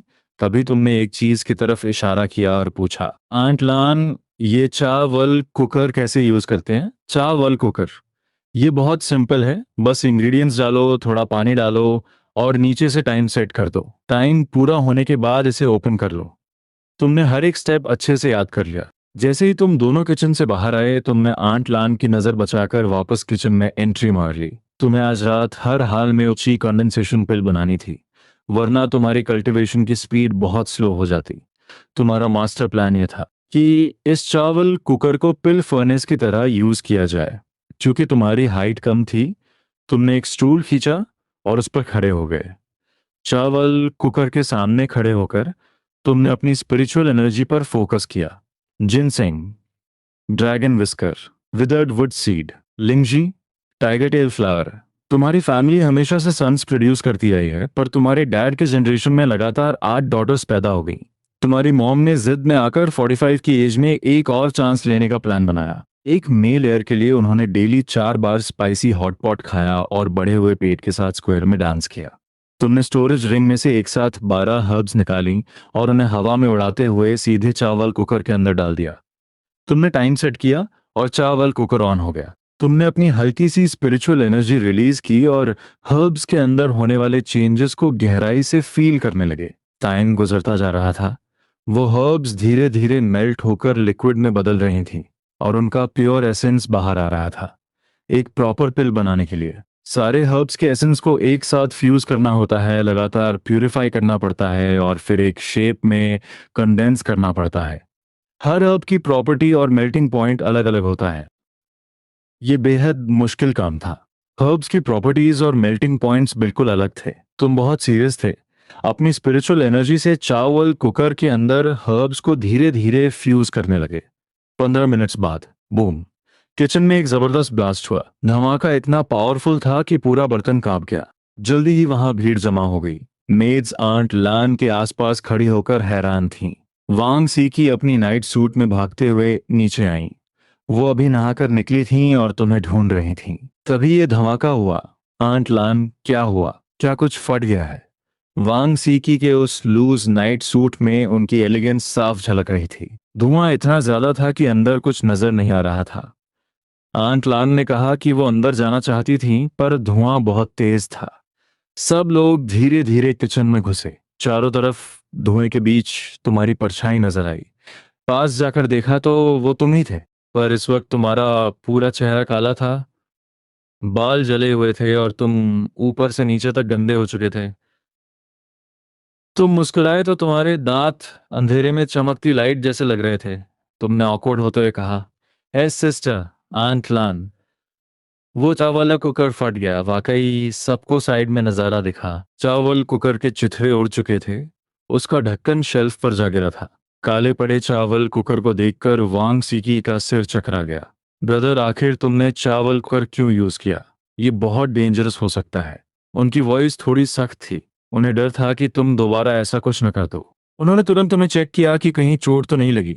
सामान की कोई फिक्र नहीं, तुम्हारी सेफ्टी सबसे बड़ी बात थी। तुम किसी गुनहगार बच्चे की तरह सिर झुकाकर बोले, मैं बस खाना बनाना सीखना चाहता था ताकि सिस्टर मेरा बनाया हुआ खाना टेस्ट कर सके। वांग सीकी के दिल में प्यार की एक लहर दौड़ गई। तुम उनके लिए खाना बना चाहते थे, कितना प्यारा बच्चा है। यह हंगामा जल्दी ही खत्म हुआ। आंट लान साफ सफाई करने लगी और सिस्टर तुम्हें नहलाने लगी। नए पजामास पहनकर तुम वापस अपने रूम में आ गए। तुम मन ही मन मुस्कुराए, अभी पकड़ा जाता। मास्टर ने कहा था कि तुम्हारी कल्टीवेशन के बारे में किसी को पता नहीं चलना चाहिए। इसी बीच किचन साफ करते हुए आंट लान को एक पेपर मिला जिस पर तुम्हारी वो रेसिपी लिखी थी, हालांकि वो काफी गंदी हो चुकी थी। तुम अपने रूम में आए, कर्टन्स खींचे और बेड पर कूद गए। तुमने अपनी स्टोरेज रिंग से वो ताज़ा बनी हुई पिल्स निकाली। पिल्स बनाते वक्त एनर्जी का इम्पैक्ट इतना ज्यादा था कि चावल कुकर ही फट गया। पर अच्छी बात यह थी कि पिल्स सक्सेसफुली बन गई थी। तुमने गिना, टोटल 4 राउंड पिल्स थीं, पर तुम ज्यादा खुश नहीं थे। क्या रेसिपी में 10 पिल्स नहीं लिखी थी? मैंने सिर्फ 4 बनाई। तुम्हें लगा कि ये क्वांटिटी बहुत ही कम है। तुमने बाकी 3 पिल संभाल कर रखी और एक पिल अपने मुंह में डाल ली। तुरंत वो पिल एक वार्म करंट बनकर तुम्हारे पेट में उतरी। तुम्हें महसूस हुआ कि वो पावर बहुत पावरफुल है। स्पिरिचुअल एनर्जी तुम्हारी बॉडी में इधर उधर भाग रही थी। तुमने उसे अब्जॉर्ब करना शुरू किया। पूरी रात कल्टीवेशन में बीत गई। अगली सुबह जब आसमान में हल्की रोशनी आई, तुम अपनी साधना खत्म करके खड़े हुए।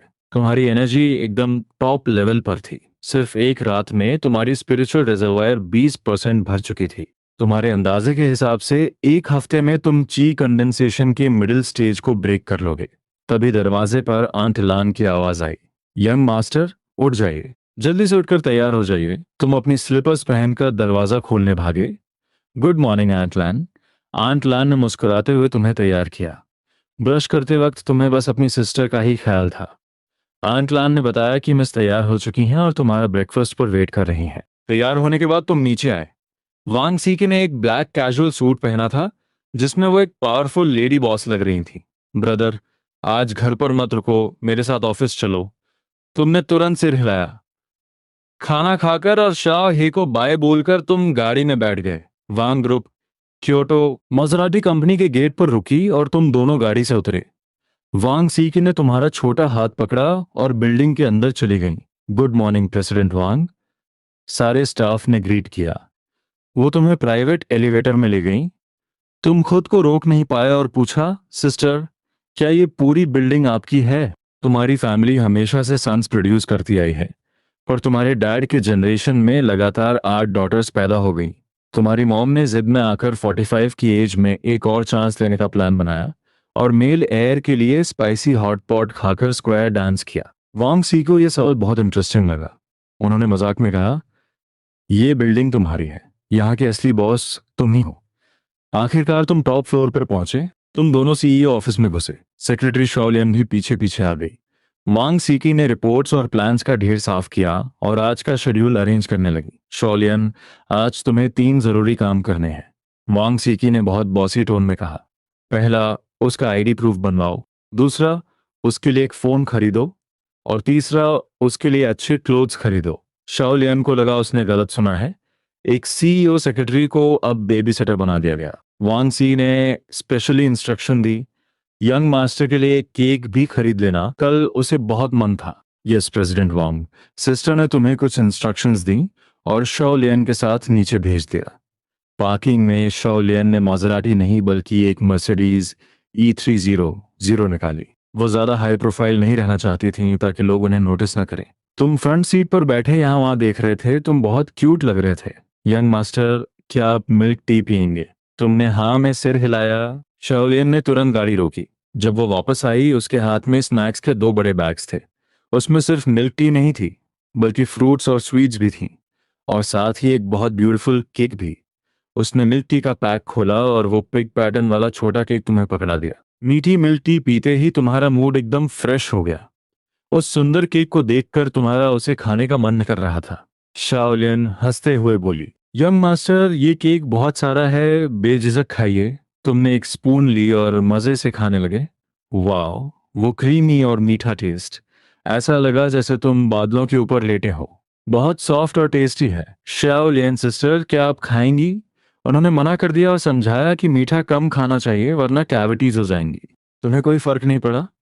एक बार मैं फाउंडेशन एस्टैब्लिशमेंट स्टेज पर पहुंच गया तो बॉडी खुद को प्यूरिफाई कर लेगी, फिर कैविटीज का क्या डर। कुछ ही देर में गाड़ी रजिस्ट्रेशन ऑफिस पहुंच गई। दरवाजे पे बहुत लंबी लाइन थी, कम से कम 4050 लोग खड़े थे। शौलियन तुम्हारा हाथ पकड़कर बाहर आई। तभी एक ऑफिशियल ने आकर तुम दोनों को सीधा रजिस्ट्रेशन रूम में इनवाइट कर लिया। हे, ये लोग लाइन में क्यों नहीं लगे? हम पागलों की तरह यहाँ क्यों खड़े हैं? हाँ, मैं आधे दिन से खड़ा हूं और ये लोग सीधा अंदर चले गए। ये अनफेयर है। लोग चिल्लाने लगे। ऑफिशियल ने तुम दोनों को अंदर छोड़ा और फिर बहुत कोल्ड फेस के साथ भीड़ को जवाब दिया, चिल्लाओ मत। ये तुम्हारा घर नहीं है, अगर लाइन में नहीं लगना तो भाग जाओ। ये दोनों हमारे चीफ के स्पेशल गेस्ट्स हैं, समझे? सब लोग चुप हो गए। 20 मिनट्स बाद तुम अपनी आईडी लेकर तुम बहुत खुश होकर बाहर निकले। शौलियन पीछे पीछे आ रही थी। तुमने साइड में देखा, लाइन में खड़े लोगों की नजरें एकदम चुभने वाली थीं। सबके फेस पर गुस्सा था। तुमने धीरे से पूछा, शौलियन सिस्टर, ये लोग हमें नफरत से क्यों देख रहे हैं? शौलियन झुकी और मुस्कुराकर बोली, क्योंकि यंग मास्टर बहुत क्यूट हैं और वो शायद आपको किडनैप करना चाहते हैं, इसलिए मेरे पास रहना। तुम तुरंत उनके पीछे छुप गए और उनका हाथ पकड़ लिया। शौलियन तुम्हारी ये मासूमियत देखकर हंस पड़ी। फिर तुम एप्पल स्टोर पहुंचे। सेल्स गर्ल ने बहुत एनर्जी के साथ तुम्हारा वेलकम किया। तुमने देखा कि ग्लास काउंटर्स के नीचे चमकते हुए काउंटर्स में बहुत सारे मोबाइल फोन्स रखे थे। मिस, आपको कौन सा फोन चाहिए? शाओलियन ने बहुत काम होकर कहा, मुझे नहीं, इसे खरीदना है। सेल्स गर्ल ने हैरानी से तुम्हारी तरफ देखा। तुम 5-6 साल के मासूम बच्चे अपनी बड़ी आंखों से उसे देख रहे थे। वो एक्सप्रेशंस इतने क्यूट थे कि उसे तुमसे प्यार हो गया।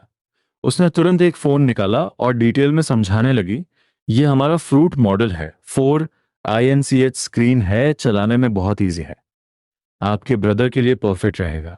शौर्यन ने मना कर दिया, ये मेरा ब्रदर नहीं है, तुम अपना लेटेस्ट मॉडल निकालो। सेल्स गर्ल के होश उड़ गए और वो भागकर 4 फोन्स ले आई। Fruit 17, fruit 17 pro, fruit 17 plus और फ्रूट 17 प्रो मैक्स। उसने सबके डिफरेंसेस बहुत डिटेल में समझाए।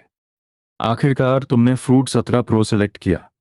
शाओलियन ने सीधा कार्ड स्वाइप किया और 10,000 से ज्यादा का फोन एक पल में खरीद लिया गया। सेल्स गर्ल ने खुश होकर तुम्हें एक छोटा टेडी बेयर गिफ्ट दिया। तुम्हारी फैमिली हमेशा से सन्स प्रोड्यूस करती आई है, पर तुम्हारे डैड के जनरेशन में लगातार 8 डॉटर्स पैदा हो गई। तुम्हारी मॉम ने जिद में आकर 45 की एज में एक और चांस लेने का प्लान बनाया और मेल एयर के लिए स्पाइसी हॉट पॉट खाया और स्क्वायर डांस किया। दोपहर का टाइम था। मर्सिडीज E300 शहर की सड़कों पर बहुत स्मूथली चल रही थी। तुम्हारा मन सीनरी देखने का नहीं था, तुम बस अपने नए फोन को बहुत कंफ्यूजन के साथ देख रहे थे। आखिर इससे क्या क्या होता है? तुमने देखा है कि लोग सड़कों पर अपनी स्क्रीन्स को घूरते रहते हैं, पर कैसे? सेल्स गर्ल ने सिर्फ स्विच ऑन करना और फोटो खींचना सिखाया था। तुमने कैमरा ओपन किया और स्क्रीन पर अपना चेहरा देखा। जैसे ही तुम मुस्कुराए, स्क्रीन वाला बच्चा भी मुस्कुराया। क्लिक, तुम्हारी पहली सेल्फी तैयार थी। तुमने शॉलियन सिस्टर को कहते सुना था कि इस पर टीवी देख सकते हैं, मैसेजेस भेज सकते हैं और कॉल्स भी कर सकते हैं। तुम हैरान रह गए, इतने सारे फंक्शंस। पर तुम्हारे दिमाग में बस एक बात बैठी, इससे सिस्टर को कॉल किया जा सकता है। और कॉल कैसे करें? तुम्हें कोई आइडिया नहीं था। शॉलियन सिस्टर ड्राइव कर रही थी तो वो भी सिखा नहीं सकती थी। तुम थोड़े परेशान हो गए और विंडो से चिपक कर बाहर देखने लगे। तुम काफी बोर्ड लग रहे थे। शाओलियन ने ये नोटिस किया और समझ गई कि लंच टाइम हो चुका है। कुछ गलियों को क्रॉस करने के बाद गाड़ी हेवन ऑन अर्थ रेस्टोरेंट के सामने रुकी। गाड़ी से उतरते ही तुमने उस बिल्डिंग की एलिगेंस देखी और तुम्हारे पेट में चूहों ने दौड़ना शुरू कर दिया। शाओलियन हंसकर बोली, भूख लगी है ना? चलो जल्दी अंदर चलते हैं। तुम खुशी से उनके पीछे भागे। अंदर जाते ही वेटर्स की एक लाइन खड़ी थी, जिसमें से एक लंबे वेटर ने पूछा, कहाँ रहा? Hello miss. शाओलियन ने सीधा ऑर्डर दिया, मेरे लिए 3rd फ्लोर पर एक प्राइवेट रूम बुक करो। वो वेटर थोड़ा ऑकवर्ड हो गया। पास खड़े दूसरे वेटर ने एक्सप्लेन किया, सॉरी मिस, 3rd फ्लोर पूरा बुक हो चुका है। शाओलियन का पारा चढ़ गया। तो फिर 2nd फ्लोर? वेटर ने फिर से हिलाया, 2nd फ्लोर भी बुक है। शाओलियन अब गुस्से में आ गई। एक फ्लोर पे इतने रूम्स होते हैं, सब फुल कैसे हो सकते हैं? वो तुम्हें मेन हॉल में खाना नहीं खिलाना चाहती थी। ये वांग फैमिली की इमेज के खिलाफ था। उन्होंने सख्त आवाज में कहा, अपने मैनेजर को बुलाओ, मेरा पेशेंस खत्म हो रहा है। वेटर्स डर गए और मैनेजर को ढूंढने भागे। कुछ ही देर में एक हेल्दी सा मिडिल एज्ड आदमी आया। मैनेजर ने जैसे ही शाओलियन को देखा उसकी सिट्टी पिट्टी गुम हो गई। अरे मिस शाओलियन, ये क्या हो गया? हमने अपनी वीआईपी गेस्ट को पहचाना ही नहीं। उसने सारी बात समझी और गुस्से में मेज पर हाथ मारा। बेवकूफ, तुम्हें पता है ये कौन है? ये हमारी सबसे इम्पोर्टेंट गेस्ट हैं और तुमने इन्हें रोका। क्या अपनी जॉब से हाथ धोना है? अभी जाओ और इनके लिए रूम तैयार करो। वो वेटर मन ही मन रोने लगा। अभी तो आपने ही कहा था कि सेकंड और थर्ड फ्लोर फुल है, अब सारा ब्लेम मुझ पर डाल रहे हो। मैनेजर ने मक्खन लगाते हुए माफी मांगी और वहां से खिसक गया। उसे अब और ज्यादा रिस्क नहीं लेना था। मिस, प्लीज मेरे साथ आइए। तुम सब एलिवेटर से थर्ड फ्लोर पर रूम 301 में पहुंचे। वेटर ने मेन्यू कार्ड पकड़ाया, पर शाओ लियन ने वो मेन्यू तुम्हारी तरफ बढ़ा दिया। यंग मास्टर, जो मन चाहे ऑर्डर कीजिए। ये सुनते ही उस वेटर के होश उड़ गए। मैनेजर भी इनके सामने झुक रहा था, और अब ये इस बच्चे को यंग मास्टर बुला रही हैं। उसे लगा ये दुनिया बहुत अनफेयर है। तुमने मेनू देखा और कुमिन मटन ऑर्डर किया। श्यो लियन ने कुछ और सिग्नेचर डिशेस भी ऐड की और मेन्यू वापस कर दिया। वेटर के जाते ही तुम अपना फोन निकालकर बहुत परेशान होकर स्क्रीन को टच करने लगे। शाओ लियन सिस्टर, ये फोन कैसे चलाते हैं? प्लीज सिखाओ ना। उन्होंने मुस्कुराते हुए तुम्हें सब समझाना शुरू किया। असल में उन्होंने तुम्हारी आईडी से सिम कार्ड पहले ही ले लिया था और फोन में डाल दिया था। जब तक खाना टेबल पर आया तुम फोन चलाना सीख चुके थे। उन्होंने तुम्हारा वी चैट अकाउंट रजिस्टर किया। पहले तुमने उन्हें ऐड किया और फिर सिस्टर वोंग सीकी को रिक्वेस्ट भेजी। उसी वक्त प्रेसिडेंट्स ऑफिस में वोंग सीकी का फोन वाइब्रेट हुआ। उन्होंने स्क्रीन देखी तो हमारी फ्रेंड रिक्वेस्ट थी। उनके चेहरे पर एक प्यारी सी स्माइल आ गई। वहां सिस्टर ने रिक्वेस्ट एक्सेप्ट की और यहाँ तुम ऑफिशियल फ्रेंड्स बन गए। शाओलियन सिस्टर ने तुम्हें वॉइस मैसेजेस, वीडियो कॉल्स और लोकेशन भेजना सिखाया। तुम बहुत इंटेलिजेंट थे और तुरंत सब समझ गए। तुम्हारी फैमिली हमेशा से सन्स प्रोड्यूस करती आई है, पर तुम्हारे डैड के जनरेशन में लगातार 8 डॉटर्स पैदा हो गईं।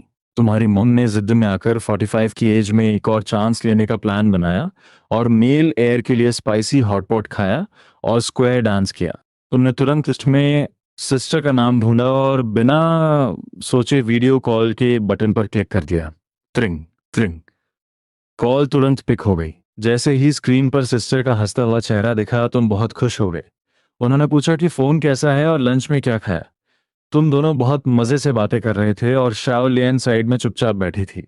तभी अचानक बूम, रूम का दरवाजा किसी ने जोर से धक्का देकर खोला। एक पूरी भीड़ अंदर घुस आई। यहाँ कोई कैसे बैठा है? हाँ, गोजियांग ने तो पूरा फ्लोर बुक किया था ना। फिर ये लोग यहाँ क्या कर रहे हैं? हे, ये जगह हमने बुक की है, चलो बाहर निकलो। वो लोग शोर मचाने लगे और तुम्हारे कान दुखने लगे। तभी भीड़ के पीछे से एक ब्लू सूट पहना हुआ आदमी अंदर आया। उसका चेहरा बहुत डरावना और गुस्सैल था, जिसे देखकर तुम थोड़ा डर लगा। गोक्यांग, हमने तो पूरा फ्लोर बुक किया था, फिर ये लोग क्यों हैं? वो सब चिल्ला रहे थे कि तुम्हें बाहर निकाल दिया जाए। वो आदमी, जिसका नाम लियो गुक्यांग था, उसने तुम्हें और शाओ लियन सिस्टर को देखा।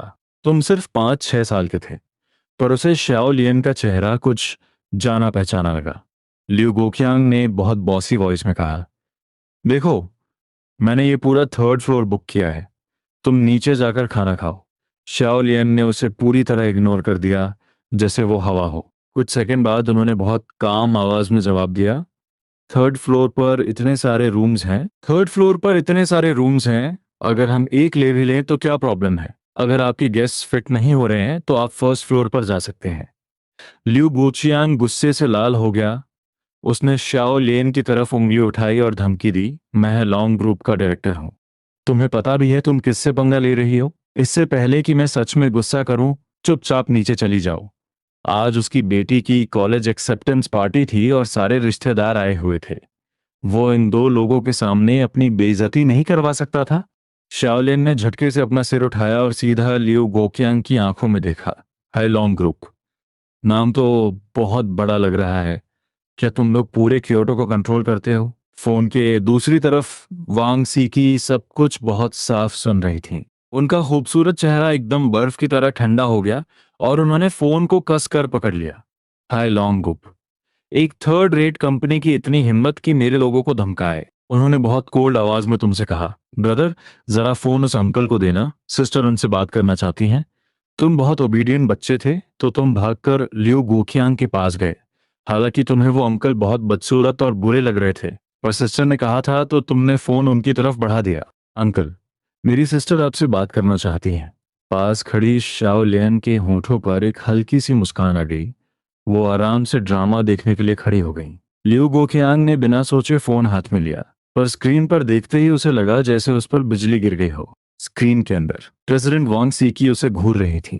उनकी आंखों की वो ठंडक फोन के स्क्रीन से बाहर निकलकर सीधा उसकी रूह को कंपा रही थी। प्रेसिडेंट वांग। लियो गोचांग की जबान लड़खड़ाने लगी। प्रेसिडेंट वांग, हेलो। आप आपकी हेल्थ कैसी है? वो पूरी तरह टूट चुका था। क्योटो की सबसे पावरफुल वांग फैमिली की एल्डेस्ट डॉटर के सामने वो कुछ भी बकने लगा था। वांग सीकी की बर्फीली आवाज आई, क्या तुम हाई लॉन्ग ग्रुप के डायरेक्टर हो? लियो गोकियान का दिमाग सुन्न पड़ गया। वांग ग्रुप की सीईओ के सामने उसकी हालत खराब थी।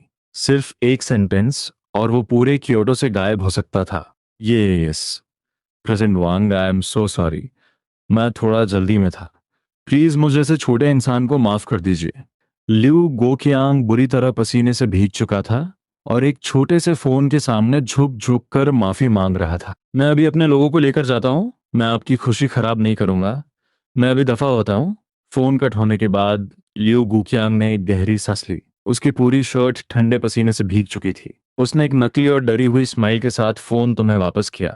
I am sorry, I am so sorry, मेरी गलती थी, मैं अभी सबको लेकर जा रहा हूं, आप लोग आराम से खाइए। लिू गोक्यांग अपनी पूरी भीड़ को लेकर दबे पांव रूम से बाहर निकल गया। बाहर आने के बाद सब बहुत कंफ्यूज थे। ब्रदर गोक्यांग, फोन पर कौन था? हम ऐसे क्यों आ गए? हाँ अंकल, हमें मैनेजर को बुलाकर इन्हें बाहर फिकवाना चाहिए था। लिू गोक्यांग का चेहरा गुस्से से हरा पड़ गया। उसने मुड़कर उस लड़के के मुंह पर एक जोरदार थप्पड़ मारा। चुप कर बेवकूफ, तुझे पता भी है वो कौन है? वो क्योटो की वांग फैमिली है।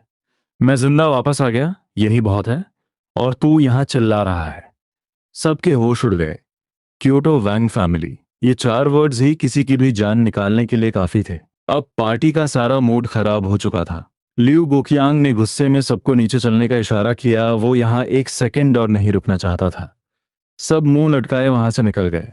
तभी फर्स्ट फ्लोर पर मैनेजर डू, जो अभी तक आराम कर रहा था, उसने लिू गोकियांग को देखा और भागकर पास आया। अरे डायरेक्टर लिू, आपने बताया नहीं कि आप आ रहे हैं? लिू गुकियांग का गुस्सा पहले से ही सातवें आसमान पर था। मैनेजर को देखते ही वो फट पड़ा। मैनेजर डू, तुम्हारे रूम में प्रेसिडेंट वांग के गेस्ट बैठे हैं और तुमने मुझे बताया तक नहीं। मेरा करियर बर्बाद होते होते बचा है। वो गुस्से में पैर पटकते हुए वहां से चला गया। मैनेजर ड्यू वहीं पत्थर बन गया। वो अभी एक वेट्रेस के साथ फ्लर्ट कर रहा था और इस बात को पूरी तरह भूल गया था। अब उसका इतना बड़ा कस्टमर हाथ से निकल गया था। अब मैं बॉस को क्या जवाब दूंगा? खाना खत्म होने के बाद शाओलियन तुम्हें बिल पे करने के लिए नीचे लाई। तुमने नोटिस किया कि मैनेजर का चेहरा बहुत अजीब सा नीला पड़ रहा था। तुम उसे घूरते रहे और फिर अपनी स्वीट आवाज में बोले, अंकल आपकी किडनीज में कुछ प्रॉब्लम है, टाइम मिले तो हॉस्पिटल जाकर चेक करवा लेना। मैनेजर ड्यू ने हंसते हुए कहा, ओ श्योर, मैं जरूर जाऊंगा। पर तुम्हारे दिल में एक अजीब सी फीलिंग थी। तुमने उसकी आंखों के बीच एक काला सा ऑरा देखा था। उसकी लाइफ फोर्स बहुत वीक थी और किडनी एरिया की एनर्जी पूरी तरह ब्लॉक थी। अगर तुम गलत नहीं थे तो मैनेजर ड्यू की किडनीज में पक्का मलिग्नेंट ट्यूमर कैंसर बन चुका था। रेस्टोरेंट से बाहर आकर तुम कार में बैठे और सोचने लगे कि पिल फर्नेस कहां से लाया जाए। चावल कुकर से पिल्स बनाना बहुत डेंजरस था और टेम्परेचर कंट्रोल करना मुश्किल था। एक दो बार तो ठीक है, पर अगर सिस्टर्स ने पकड़ लिया तो तुम क्या एक्सक्यूज दोगे? तुमने ड्राइविंग सीट पर बैठी शाओ लियन को देखा और तुम्हारे दिमाग में एक आइडिया आया। तुमने धीरे से उनके कपड़े खींचे। शाओ लियन सिस्टर, मुझे पिल फर्नेस देखना है। पिल फर्नेस कहाँ मिलता है? शाओ लियन पूरी तरह ब्लैंक हो गई। पिल फर्नेस? मार्केट में ये सब कौन खरीदता है? ये तो सिर्फ डेकोरेशन के काम आते हैं। यंग मास्टर इसे देखकर क्या करेंगे? इससे खाना थोड़ी बनता है। वो बहुत कंफ्यूज थी। तुमने अपनी बड़ी बड़ी क्यूट आंखें झपकाई और बहुत मासूमियत से उनकी तरफ देखने लगे। कुछ भी खरीदना हो या खाना हो, सिस्टर को बताना। ओके। सेवन सिस्टर ने कुछ और मैसेजेस भी भेजे। तुमने बहुत स्पीड में टाइप किया। Thank you sister. पर सेवन सिस्टर का नेक्स्ट मैसेज देखकर तुम्हारे पसीने छूट गए। तुम टाइप कर लेते हो, तुम इतने छोटे हो और तुम्हें टाइपिंग आती है, तुम्हें लगा कि अब तुम फंस गए। तुम ये तो नहीं बोल सकते थे कि मास्टर ने सिखाया है। इस दुनिया का कोई ऐसा वर्ड नहीं था जो वांग शॉके को ना आता हो। तुमने अपना दिमाग दौड़ाया और तुरंत सा ब्लेम शिफ्ट कर दिया। मैंने शाओलियन सिस्टर से टाइप करवाया है, तुम्हारे पास और कोई ऑप्शन नहीं था। अपना सीक्रेट बचाने के लिए शाओलियन को बलि का बकरा बना ही पड़ा। वी चैट बंद करके तुम मजे से कार्टून देखने लगे। कुछ ही देर में तुम दोनों आखिरी स्टॉप जेंगहोंग मॉल पहुंच गए। मॉल के अंदर घुसते ही तुम्हारी आंखें चमक उठीं। ये मॉल 8 फ्लोर्स का था और हर फ्लोर पर 50 से ज्यादा शॉप्स थीं। ये सब तुम्हारे लिए बिल्कुल नया और कंफ्यूजिंग था। शाओ लियन ने तुम्हारा हाथ पकड़ा और सीधा एलिवेटर से 5th फ्लोर पर गई। वहां की सबसे बड़ी शॉप एफडी ब्रांड स्टोर थी। अंदर जाते ही शाओ लियन ने रिसेप्शन पर एक डायमंड वीआईपी कार्ड निकाल कर रखा। स्टाफ हैरान रह गया और तुरंत मैनेजर को कॉल किया। 1 मिनट के अंदर एफडी स्टोर का हेड मैनेजर भागता हुआ आया और बहुत रिस्पेक्ट के साथ तुम्हें कपड़े सेलेक्ट करवाने लगा। कुछ ही देर में शाओलियन तुम्हें लेकर बाहर आई और उनके पीछे 2 स्टाफ मेंबर्स बड़े बड़े बैग्स लेकर चल रहे थे। पार्किंग में आकर स्टाफ ने सारे बैग्स कार के ट्रंक में रख दिए और वापस चले गए। तुम बहुत उम्मीद से शाओलियन को देखने लगे। हाँ हाँ, मैं तुम्हें पिल फर्नेस दिखाने ले चल रही हूँ। शाओलियन ने तुम्हारे गाल खींचे और गहरी सांस ली। उन्होंने एक बार पिल फर्नेस देखा था, शहर के बाहर एक ओल्ड टाओइस्ट टेम्पल में, पर उसमें देखने लायक कुछ नहीं था। उन्हें समझ नहीं आ रहा था कि तुम्हें उस पुरानी चीज में क्या इंटरेस्ट है। तुम्हारी फैमिली हमेशा से सन्स प्रोड्यूस करती आई है, पर तुम्हारे डैड के जनरेशन में लगातार 8 डॉटर्स पैदा हो गई। तुम्हारी मॉम ने जिद में आकर 45 की एज में एक और चांस लेने का प्लान बनाया और मेल एयर के लिए स्पाइसी हॉट पॉट खाकर स्क्वायर डांस किया। शाओलिन ने तुम्हें कहा, यंग मास्टर आप थोड़ी देर सो जाइए, रास्ता बहुत लंबा है और आप बोर हो जाएंगे। तुमने हाँ में सिर हिलाया। पिल फर्नेस मिलने वाला है, मुझे नींद कैसे आ सकती है। पर रास्ता आधा भी खत्म नहीं हुआ था कि तुम खर्राटे मारकर सो चुके थे। शाओलियन हंसने लगी। अभी तो बहुत हीरो बन रहा था, अब देखो कैसे सो रहा है। शहर से बाहर जाने में नॉर्मल ट्रैफिक में 30 मिनट्स लगते थे, पर शानियन टेम्पल तक पहुंचने में पूरा 1 घंटा लग गया। शाओलियन ने धीरे से तुम्हारे कान खींचे। यंग मास्टर उठ जाइए, हम पहुंच गए। तुमने आंखें मली और जम्हाई लेते हुए कार से बाहर आए। तुम दोनों टेम्पल के अंदर गए। आज संडे था तो काफी भीड़ थी। ये शियनन टेम्पल ज्यादा बड़ा नहीं था, बस 200 स्क्वायर मीटर्स का होगा। कहते हैं कि शियन डाओइस्ट प्रीस्ट ने यही एनलाइटनमेंट अचीव किया था और उनके डिसाइपल्स ने ये टेम्पल बनाया था। पर टाइम के साथ ये जगह पुरानी हो गई और अब यहाँ सिर्फ एक बूढ़ा प्रीस्ट बचा था। तुमने चारों तरफ देखा पर तुम्हें फर्नेस कहीं नजर नहीं आया। पर अचानक तुम्हें 2 फेमिलियर चेहरे दिखे, काइंड सिस्टर, ब्रदर। तुम अपनी छोटी टांगों से भागकर उनके पास पहुंचे। वो दोनों पीछे मुड़े और लिन शाओशाओ तुम्हें हैरानी से देखने लगी। उन्हें तुम्हारा चेहरा कुछ जाना पहचाना लगा। तुम एक बड़ी सी स्माइल के साथ बोले, मैं शाओ के हूँ। सिस्टर आप मुझे भूल गई। शाओ के। लिन शाओशियाओ ने झटके से अपना सिर पीटा। तुम यहाँ क्या कर रहे हो और तुम कितने बदल गए हो। सिर्फ कुछ ही दिनों में तुम पूरी तरह चेंज हो चुके थे। तुम्हारी स्किन फेयर हो गई थी, कपड़े स्टाइलिश थे और तुम थोड़े हेल्दी भी लग रहे थे। वो गंदा और कमजोर लड़का बिल्कुल गायब हो चुका था। शाओ के, मैं तुम्हें कब से ढूंढ रही हूँ, तुम कहाँ चले गए थे। लिन शाओशा ने प्यार से तुम्हारे सिर पर टैप किया। तुमने शरारत से अपनी जीभ निकाली। मुझे मेरी सिस्टर मिल गई, अब मैं अपने घर आ गया हूँ।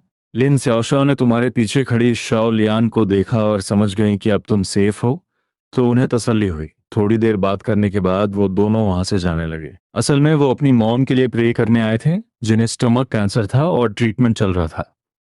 जाने से पहले तुमने फोन निकाला और लिन शाओशा का नंबर सेव किया। जब उन्होंने तुम्हारे हाथ में ब्रांड न्यू फ्रूट 17 प्रो देखा तो वो भी शौक रह गई। तुम्हारे घर वाले सिर्फ अमीर ही नहीं थे, बल्कि तुम्हारी बहुत केयर भी करते थे। उनके जाने के बाद तुम्हें महसूस हुआ कि लिन शाओशाओ कुछ परेशान थी, पर तुमने सिर झटक दिया। अभी प्रायोरिटी फर्नेस ढूंढना था।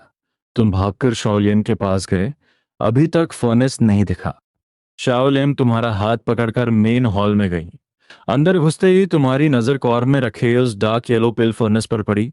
वो 1 मीटर से भी ज्यादा लंबा था और काफी भारी लग रहा था। हॉल के सेंटर में एक बूढ़ा और चालाक सा दिखने वाला प्रीस्ट बैठा था। वो इस टेम्पल का आखिरी प्रीस्ट था। उसकी आंखें बंद थी, जैसे वो सो रहा हो। तुमने पास जाकर फर्नेस को ध्यान से चेक किया। उसकी क्वालिटी येलो रैंक तक भी नहीं थी, पर अभी तुम्हारे कल्टीवेशन लेवल के लिए ये एकदम परफेक्ट था। तभी अचानक उस बूढ़े प्रीस्ट ने अपनी आंखें खोली और तुम्हें घूरते हुए बोला, लिटिल फ्रेंड, मेरे टेम्पल में आकर कहीं तुम्हारी नजर मेरे फर्नेस पर तो नहीं है? तुम अंदर ही अंदर चौंक गए। तुम्हारा प्लान सच में इसे यहां से ले जाने का था। उस बूढ़े को देखकर तुम्हारे दिमाग में एक ईविल आइडिया आया, क्यों ना इसे बेहोश कर दूं और फर्नेस चुरा लूं। शाओलियन तुम्हारे पास आई और बोली, देख लिया फर्नेस, इसका कोई यूज नहीं है। तुमने सिर हिलाया और सीधा पॉइंट पर आ गए। श्याओ लियन सिस्टर, क्या हम ये फर्नेस खरीद सकते हैं? मुझे ये बहुत पसंद है। ये कहते ही तुमने फर्नेस को कसकर गले लगा लिया और ऐसा फेस बनाया जैसे अगर ये नहीं मिला तो मैं यहाँ से नहीं जाऊंगा। श्याओ लियन ने अपना सिर पीट लिया। बाकी बच्चे टॉयज के लिए जिद करते हैं और इनका यंग मास्टर एक पुराने फर्नेस के लिए जमीन पर लौट रहा है। पर ये टेम्पल की प्रॉपर्टी थी, वो इसे ऐसे ही नहीं उठा सकती थी। तुम्हारी क्यूटनेस देखकर वो तुम्हें मना भी नहीं कर पा रही थी। आखिरकार वो उस प्रीस्ट के पास गई और बोली, प्रीस्ट, क्या आप ये फर्नेस बेचेंगे? आप जो प्राइस बोलेंगे हम देंगे, आपको नुकसान नहीं होगा। उस बूढ़े प्रीस्ट ने कुछ नहीं कहा, बस चुपचाप अपनी एक उंगली उठाई। शाओलियन ने कंफ्यूज होकर पूछा, 1 लाख, क्या ये प्राइस ठीक है? ये सुनते ही उस बूढ़े की आंखें चमक उठी। वो इसे 10,000 में बेचने का सोच रहा था और इन्होंने सीधा 1 लाख ऑफर कर दिया। उसने बहुत संत वाली एक्टिंग करते हुए कहा, लिटिल फ्रेंड का इस फर्नेस के साथ कनेक्शन है। तुम्हारी फैमिली हमेशा से सन्स प्रोड्यूस करती आई है, पर तुम्हारे डैड की जनरेशन में लगातार 8 डॉटर्स पैदा हो गई। तुम्हारी मम ने जिद में आकर 45 की एज में एक और चांस लेने का प्लान बनाया और मेल एयर के लिए स्पाइसी हॉटपॉट खाकर स्क्वायर डांस किया। तो ठीक है, 1 लाख में ले जाओ, इसे टेम्पल का डोनेशन समझ लेंगे। पर तुमने उस बूढ़े की आंखों में वो लालच देख लिया था। तुम्हें लगा कि ये तुम्हें बेवकूफ बना रहा है। तुमने तुरंत फर्नेस छोड़ा और बहुत सैड फेस बनाकर बोले, शाओलियन सिस्टर, ये बहुत महंगा है, मुझे नहीं चाहिए। शाओलियन भी समझ चुकी थी कि वो बूढ़ा फ्रॉड कर रहा है। जब उन्होंने देखा कि तुम इंटरेस्ट खो चुके हो तो वो तुम्हें लेकर मुड़ गई। अब वो बूढ़ा प्रीस्ट पैनिक कर गया। उड़ती हुई चिड़िया हाथ से निकल रही थी। वो तुरंत खड़ा हुआ, रुकिए, मैंने कहा ना, बच्चे का इस फर्नेस के साथ कनेक्शन है। प्राइस प्राइस तो हम डिस्कस कर सकते हैं। उसे इतना डेस्परेट देखकर तुम्हें और गुस्सा आया। तुमने मुड़कर सीधा कहा, 3,000 दोगे? वो बूढ़ा कुछ बोल ही नहीं पाया। अभी तो ये लड़की 1 लाख दे रही थी और ये बच्चा सीधा 3,000 पर आ गया। 50,000, 50,000 में ले जाओ। तुमने बिना एक्सप्रेशन चेंज किए कहा, 4,000। इससे 1 रुपया ज्यादा नहीं, 40,000 अभी लेकर जाओ। 5,000, नहीं तो मैं जा रहा हूँ। Okay, 35,000 final. 6,000। शौलियन बगल में खड़ी शौक में सब देख रही थी। ये 5 साल का बच्चा है या मार्केट में सब्जी के भाव कम कराने वाली कोई आंटी? आखिरकार वो बूढ़ा हार मान गया और टेबल पीटते हुए बोला, 8,800 ले जाओ, आज मेरा दिन खराब है। पेमेंट खत्म होते ही शाओलियन ने तुरंत मूवर्स को बुलाया और फर्नेस को वैंग स्टेट भिजवा दिया। फिर तुम दोनों वापस वैंग ग्रुप ऑफिस आ गए और एलिवेटर से सीधे टॉप फ्लोर पर गए। वैंग सिक्की नीचे मीटिंग में थी। शॉलियन ने तुम्हें आराम से बैठने को कहा और खुद काम से नीचे चली गई। खाली ऑफिस में तुम बहुत बोर हो रहे थे। थोड़ी देर फोन चलाने के बाद तुम रूम में घूमने लगे। तभी तुम्हारी नजर कैबिनेट के ऊपर रखे कैलीग्राफी ब्रश और पेपर पे पड़ी। कैबिनेट 2 मीटर ऊंचा था और तुम्हारी हाइट सिर्फ 1 मीटर थी। और तुमने एक हल्की सी जंप मारी और आराम से सामान निकाल लिया। ची कंडेंसेशन में आने के बाद तुम्हारी फिजिकल स्ट्रेंथ नॉर्मल इंसानों से बहुत ज्यादा हो चुकी थी। तुम चेयर पर खड़े हुए, तुमने पेपर बिछाया और ब्रश को इंक में डिप किया। क्या लिखूं? तुमने मास्टर की सिखाई हुई पोएम्स याद की। हाँ, ये ठीक है। तुमने खुद से बड़बड़ाते हुए ब्रश पकड़ा। ब्रश पकड़ते ही तुम्हारी ऑरा पूरी तरह बदल गई। तुम्हारी आंखें शार्प हो गईं। ब्रश पेपर पर चला और 3 मिनट्स के अंदर एक मास्टरपीस तैयार हो गया। This life is spent in sorrow and joy, facing the midnight alone. The vast mountains generate spirit, the white clouds return to dust. हर एक स्ट्रोक में परफेक्ट एनर्जी और फ्लो था। वो वर्ड्स इतने पावरफुल थे कि उनमें से एक पुरानी और डीप फीलिंग आ रही थी। तुम अभी भी सेटिस्फाइड नहीं थे। तुमने एक और पेपर निकाला और बहुत स्पीड में लिखना शुरू किया। Clear mirror, green lotus blooming. एक तरफ तलवार की धार की बातें और दूसरी तरफ एक गहरा सन्नाटा। ये स्ट्रोक कितना पावर से भरा है। हर एक स्ट्रोक किसी म्यान से निकली हुई तलवार की तरह था, जो बिना चलाए ही सामने वाले को डरा सकती है। तुम अपने काम से बहुत सेटिस्फाइड थे। तुमने सोचा और दोनों पेपर्स को दीवार पर चिपका दिया। तुम्हें पूरा कॉन्फिडेंस था। मास्टर ने तुम्हारी कैलीग्राफी की तारीफ की थी, तो सिस्टर को भी पक्का पसंद आएगी। काफी देर वेट करने के बाद तुम सोफा पर ही सो गए। शाम को ऑफिस आवर्स खत्म होने के टाइम वांग सी की मीटिंग खत्म करके ऑफिस आई। अंदर घुसते ही उन्होंने तुम्हें सोफा पर सोते हुए देखा। वो दर पांव अपनी डेस्क की तरफ गईं। उन्होंने फाइल्स नीचे रखी और देखा कि टेबल पर ब्रश और पेपर बिखरे हुए थे। शाओ लियन भी ना, इतने छोटे बच्चे को ब्रश पकड़ा दिया। वांग सीख मुस्कुराई और उनका चेहरा बहुत सॉफ्ट हो गया। पर जब वो टेबल साफ करके दीवार की तरफ पलटी, तो उनके होश उड़ गए। The vast mountains generate spirit, the white clouds return to dust. Impossible. Wang सी ने तुरंत इस ख्याल को खारिज कर दिया। उन्हें कैलीग्राफी का बहुत शौक था, इसीलिए ऑफिस में ब्रश और इंक रखे थे। वो स्ट्रोक्स की डेप्थ को बहुत अच्छे से समझती थी। ये किसी बहुत बड़े मास्टर का काम है। ये मैंने अब तक जितनी कैलीग्राफी देखी है उन सबसे बेटर है। उन्होंने सोचा कि तुम्हारे उठने के बाद पूछेंगी कि ये किस मास्टर ने दिया है, पर तभी उनकी नजर दूसरी कैलीग्राफी पर पड़ी। उन्होंने पास जाकर देखा। ये कोई पोएम नहीं थी, बस एक लाइन थी। Clear mirror, green lotus blooming, where does the sword intent rest at the bottom of the pond.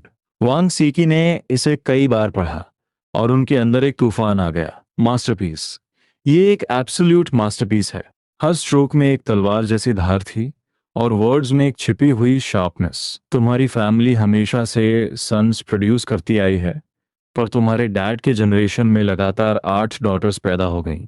तुम्हारी मॉम ने जिद में आकर 45 की एज में एक और चांस लेने का प्लान बनाया और मेल एयर के लिए स्पाइसी हॉटपॉट खाकर स्क्वायर डांस किया। उन्हें पूरा कॉन्फिडेंस था कि यह किसी मास्टर का आखिरी काम होगा। अगर इसे ऑक्शन में ले जाया जाए तो ये करोड़ों में बिकेगा। पर यह मास्टरपीस यहाँ कैसे आया?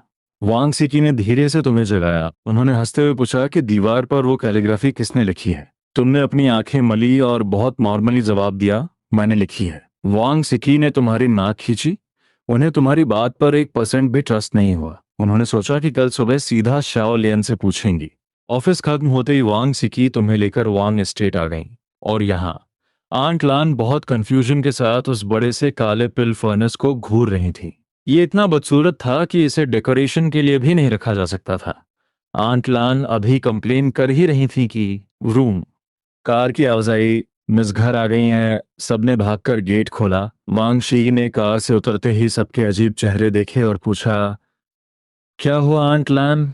आंट लान ने तुरंत अपना सवाल डाल दिया, मिस, ये इतना बड़ा इंसेंस बर्नर कहाँ रखे? घर में जगह ही नहीं है। Incense burner? वांग सी की कंफ्यूज हो गई। उन्होंने कोई इंसेंस बर्नर नहीं खरीदा था। उन्होंने भीड़ के पीछे देखा और उनकी सांसें अटक गईं। उन्हें समझ आ गया कि सब ऐसे क्यों देख रहे थे। वो बड़ा सा भारी और बदसूरत इंसेंस बर्नर और कुछ नहीं, तुम्हारा खरीदा हुआ पिल फर्नेस था। वांग सीकी तुम्हारा हाथ पकड़कर उस फर्नेस के पास ले गई और उसे ध्यान से देखा। ये कोई इंसेंस बर्नर नहीं था, ये एक पिल फर्नेस था।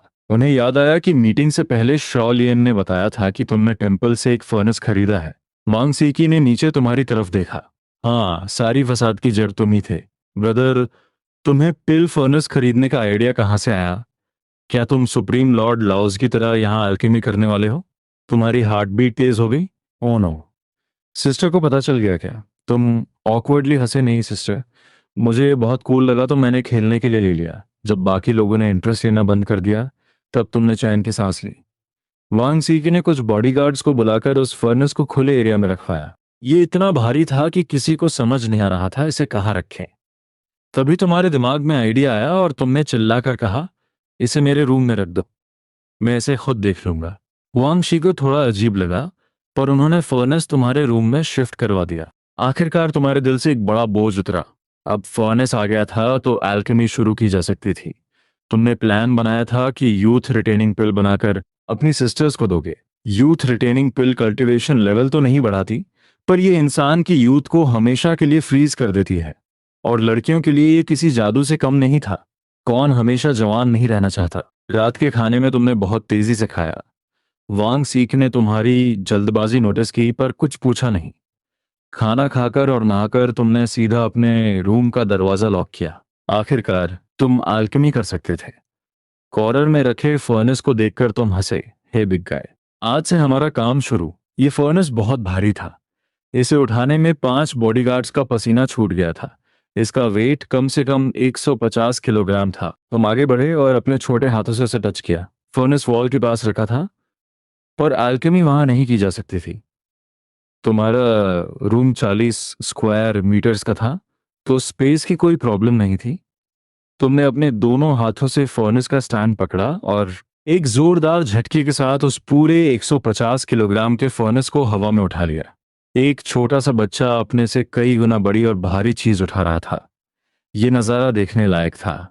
हालांकि 150 किलोग्राम तुम्हारे लिए थोड़ा भारी था, पर तुमने उसे रूम के सेंटर में लाकर आराम से रख दिया।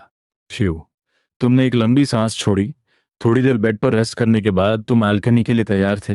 तुम फर्नेस के सामने क्रॉस लेग्ड बैठे। तुमने स्टोरेज रिंग से ची कंडेंसेशन पिल के हर्ब्स निकाले। सब रेडी था। तुमने अपनी स्पिरिचुअल एनर्जी से फर्नेस के नीचे एक अरे ड्रॉ करना शुरू किया, पर जैसे ही तुमने एनर्जी पुश की, वो अरे 1 सेकंड के लिए चमका और फिर गायब हो गया। क्या हुआ? अरे फेल हो गया। तुमने अपना सिर पीटा और फिर ट्राई किया। दूसरी बार फेल्ड। तीसरी बार अगेन फेल्ड। तुम्हारे माथे पर पसीना आ गया। एक सिंपल फायर कंट्रोल अरे ड्रॉ करना इतना मुश्किल क्यों है? तुमने आखिरी बार ट्राई किया और हर एक लाइन बहुत ध्यान से ड्रॉ की। कंप्लीट होने के बाद तुमने दोबारा एनर्जी पुश की। बूम! फर्नेस के नीचे अचानक एक तेज आग जल उठी, पर वो आग बाहर नहीं फैली। वो सिर्फ फर्नेस के बॉटम को हीट कर रही थी। सक्सेस! आखिरकार ये एक सपोर्ट एरे था जिसका नाम फायर कंट्रोल एरे था। इसे स्पिरिचुअल एनर्जी से ड्रॉ करना होता है और ये लगातार आग प्रोड्यूस करता है। तुम्हारी फैमिली हमेशा से सन्स प्रोड्यूस करती आई है, पर तुम्हारे डैड के जनरेशन में लगातार 8 डॉटर्स पैदा हो गई। तुम्हारी मॉम ने जिद में आकर 45 की एज में एक और चांस लेने का प्लान बनाया और मेल एयर के लिए स्पाइसी हॉटपॉट खाकर स्क्वायर डांस किया। ये तुम्हारा पहला अटेम्प्ट था और आखिरकार तुम रेडी थे। तुमने फर्नेस ओपन किया और एक एक करके सारे हर्ब्स अंदर डाल दिए। तुमने आंखें बंद की और फर्नेस के अंदर का टेम्परेचर फील करने लगे। हीट बहुत तेजी से बढ़ रही थी। हाई टेम्परेचर से हर्ब्स मेल्ट होने लगे और उनकी इम्प्योरिटीज बाहर आने लगी। सिर्फ प्योर एसेंस बच रहा था। तुम अपना फोकस जरा भी नहीं हटा सकते थे। अल्केमी में जल्दबाजी सबसे बड़ा पाप है। तुमने अपनी सांसें कंट्रोल की और स्पिरिचुअल एनर्जी से हर्ब्स के एसेंस को रैप किया। इम्प्योरिटीज बाहर निकल चुकी थीं, पर टेम्परेचर अभी भी बढ़ रहा था। आखिरकार वो एसेंस जमने लगा। तुम्हें पता था कि ये आखिरी स्टेप है, पिल फॉर्मेशन। तुम्हारे माथे से पसीना टपक रहा था और स्पिरिचुअल एनर्जी लगभग खत्म हो चुकी थी, पर तुम्हारी आंखें एकदम शार्प थीं। टेम्परेचर अपने पीक पर पहुंच गया था। तुमने पूरी पावर लगाकर उस एसेंस को कंप्रेस कर दिया। बैंग! फर्नेस के अंदर एक हल्का सा धमाका हुआ। तुमने तुरंत फायर कंट्रोल अरे बंद किया और जमीन पर गिरकर बुरी तरह हांफने लगे। इस अल्केमी ने तुम्हारी जान निकाल दी थी। एनर्जी बहुत जल्दी खत्म हो गई और तुम्हारे दंतियन में इनफ पावर नहीं थी। अगर मैं मिडिल स्टेज में पहुंच गया तो ये इतना मुश्किल नहीं होगा। पिछली बार चावल कुकर से करते वक्त क्वालिटी की कोई टेंशन नहीं थी, इसलिए तुम इतना नहीं थके थे। पर इस बार तुमने बहुत फोकस किया था, तो क्वालिटी भी पक्का बेटर होगी। थोड़ा रेस्ट करने के बाद तुम उठे और फर्नेस ओपन किया। 1 2 3 10 पूरे 10 परफेक्ट राउंड पिल्स फर्नेस में चमक रही थीं। वाओ! मैंने 10 पिल्स बना ली। तुम खुशी से चिल्लाए। मास्टर ने बताया था कि जो एक बार में 7 से ज्यादा पिल्स बना ले वो जीनियस होता है। तो क्या तुम जीनियस के भी जीनियस हो? तुम खुद की तारीफ करने से नहीं रुक पाए। तुम्हें नहीं पता था कि 8 पिल्स बनाना ही इम्पॉसिबल माना जाता है और तुमने 10 बना दी। तुम लिटरल सेंस में एक मॉन्स्टर थे। ये 10 पिल्स पिछली वाली पिल्स से कहीं ज्यादा राउंड और ब्राइट थीं।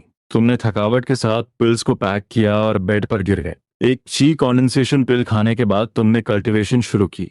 जब आंख खुली तो सुबह हो चुकी थी। तुमने स्ट्रेच किया। पूरी रात की कल्टीवेशन के बाद तुम एकदम फ्रेश थे। नहाकर तुम जल्दी से नीचे आए। वॉन्ग सी की आराम से चाय पी रही थी। तुम्हें देखते ही वो रुकी और तुम्हारे गाल खींच लिए। उनकी आंखों में प्यार भरा था। लिटिल गाय, आज इतनी जल्दी उठ गए? Good boy. तुम क्यूट फेस बनाकर बोले, सिस्टर गाल मत खींचो ना। वांग सी की हंसने लगी। उनका मूड बहुत अच्छा था। ब्रेकफास्ट के बाद तुम उनके साथ ऑफिस नहीं गए। तुम्हारे दिमाग में बस मिडिल स्टेज तक पहुंचने की टेंशन थी। उसके बाद ही तुम यूथ रिटेनिंग पिल बना सकते थे। पूरी मॉर्निंग तुम वांग एस्टेट में दौड़ते रहे। आंट लान डर के मारे तुम्हारे पीछे पीछे भाग रही थी कि कहीं तुम गिर न जाओ।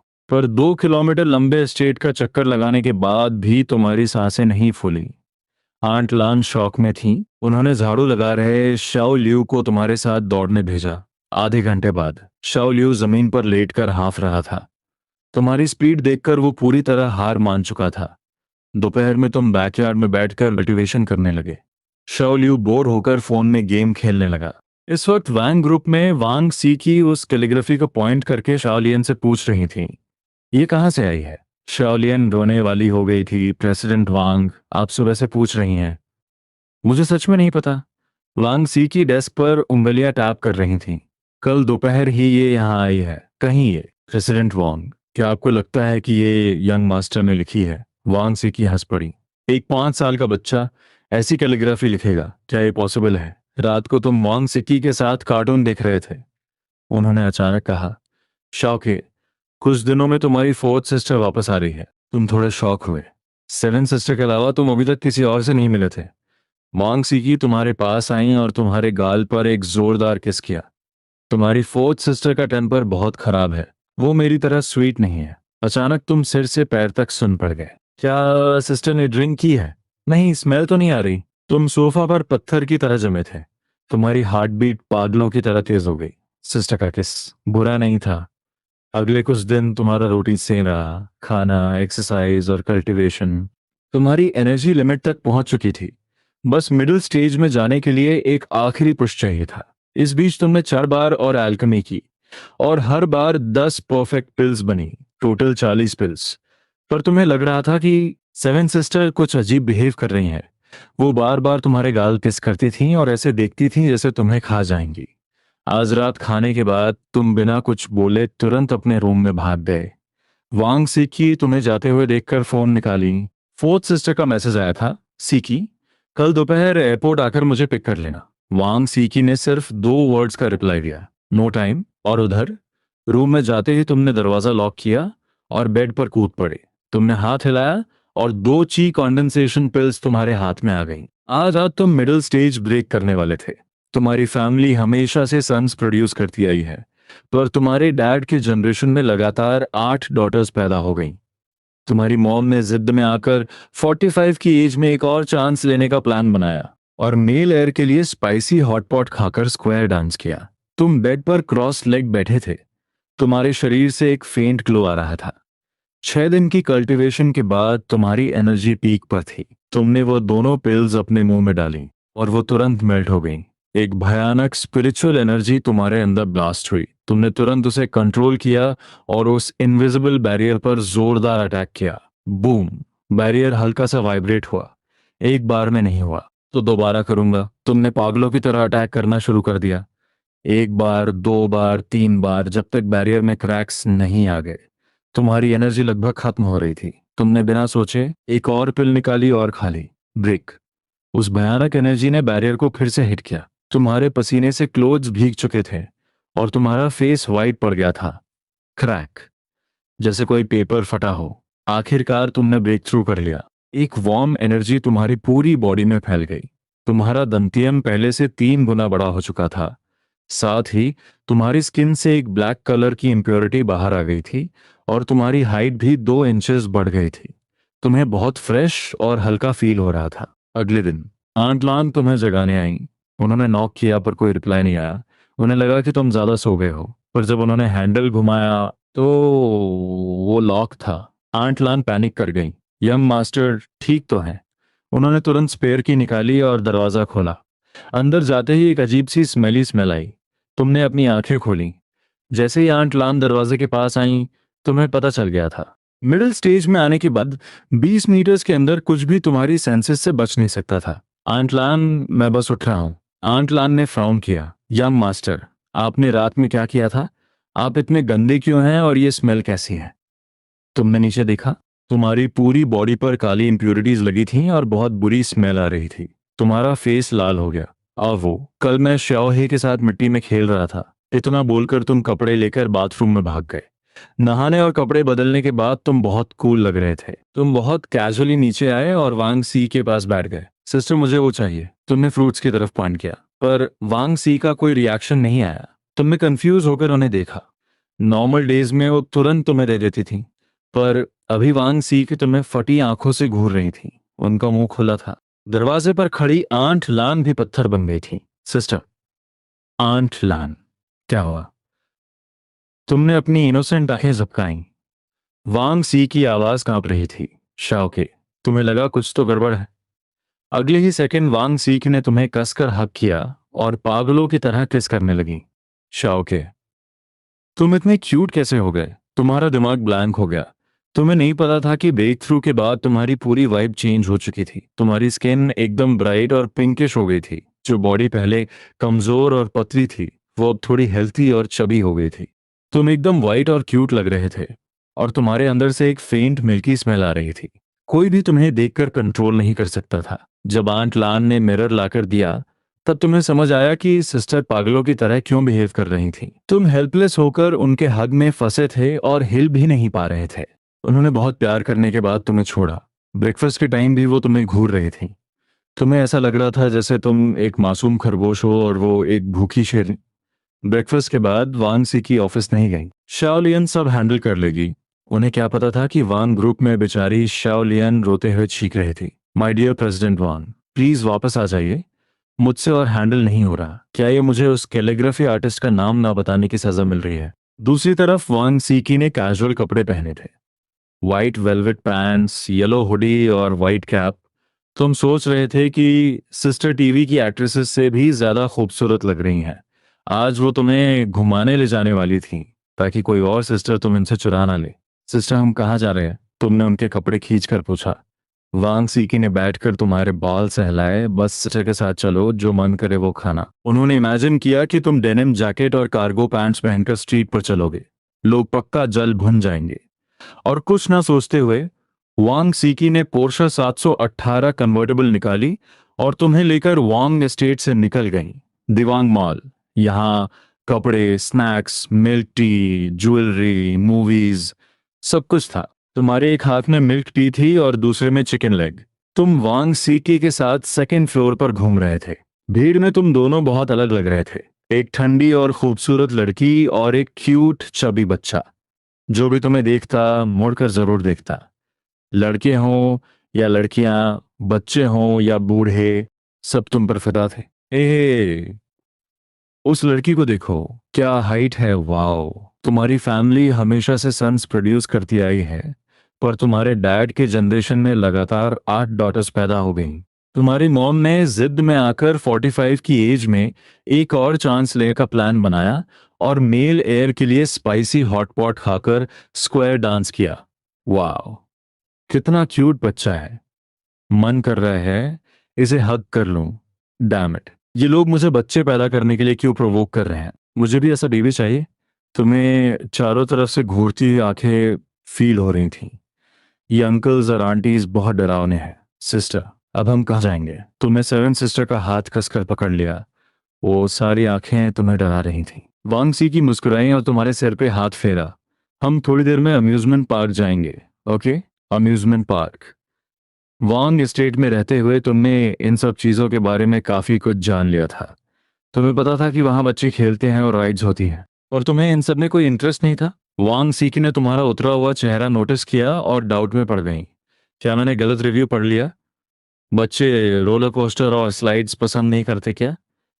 कल तो इंटरनेट पर सब कह रहे थे कि बच्चे अम्यूजमेंट पार्क जाकर पागल हो जाते हैं। चलो छोड़ो, अगर इसे पसंद नहीं आया तो कहीं और चले जाएंगे। तुम दोनों मॉल में घूमते रहे।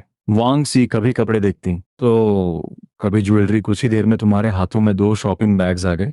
तुम अपनी सिस्टर के पीछे एक छोटे असिस्टेंट की तरह चल रहे थे। फिर तुम एक ज्वेलरी शॉप में घुसे। वांग सी की शॉप के गहने देख रही थी।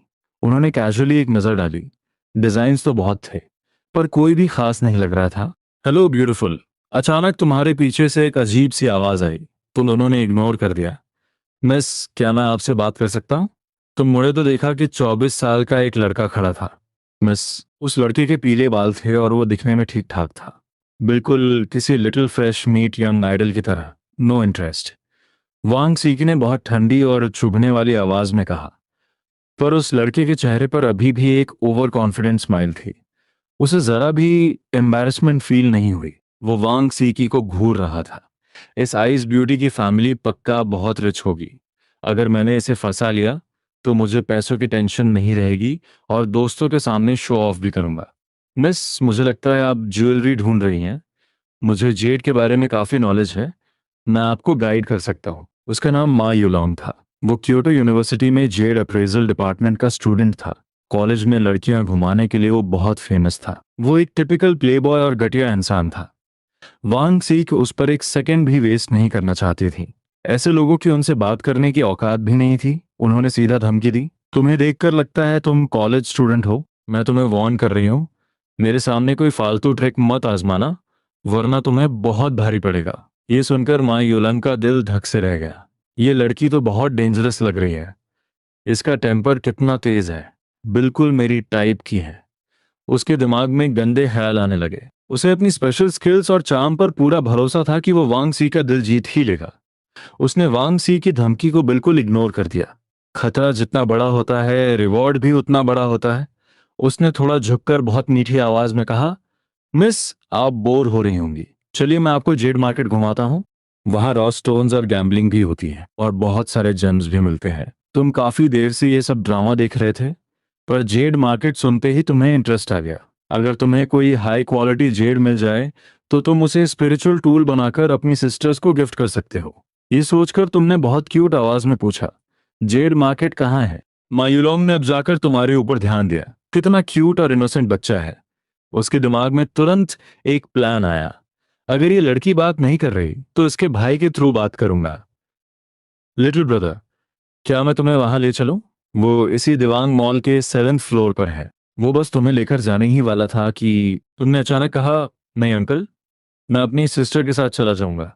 आप किसी और आंटी को ढूंढ लो, आप मेरी सिस्टर के लायक नहीं हो। उसकी वो फेक स्माइल वहीं जम गई। तुम्हारी इस बात ने उसकी सरेआम बेइज्जती कर दी थी। ज्वेलरी शॉप में ज्यादा लोग नहीं थे, पर जो थे वो सब उसे किसी जोकर की तरह देख रहे थे। वांग सीकी ने मन ही मन तुम्हें थम्स अप दिया। Good job little brother. कुछ ही देर में शॉप में सिर्फ माँ यूलंग बचा। स्टाफ ने आकर पूछा कि उसे क्या चाहिए, जिससे उसे और भी ज्यादा शर्मिंदगी फील हुई। इस औरत ने मेरी सरेआम बेइज्जती की है। जेड मार्केट जा रही है ना? मैं भी देखता हूँ। वो गुस्से में बाहर गया और किसी को फोन किया।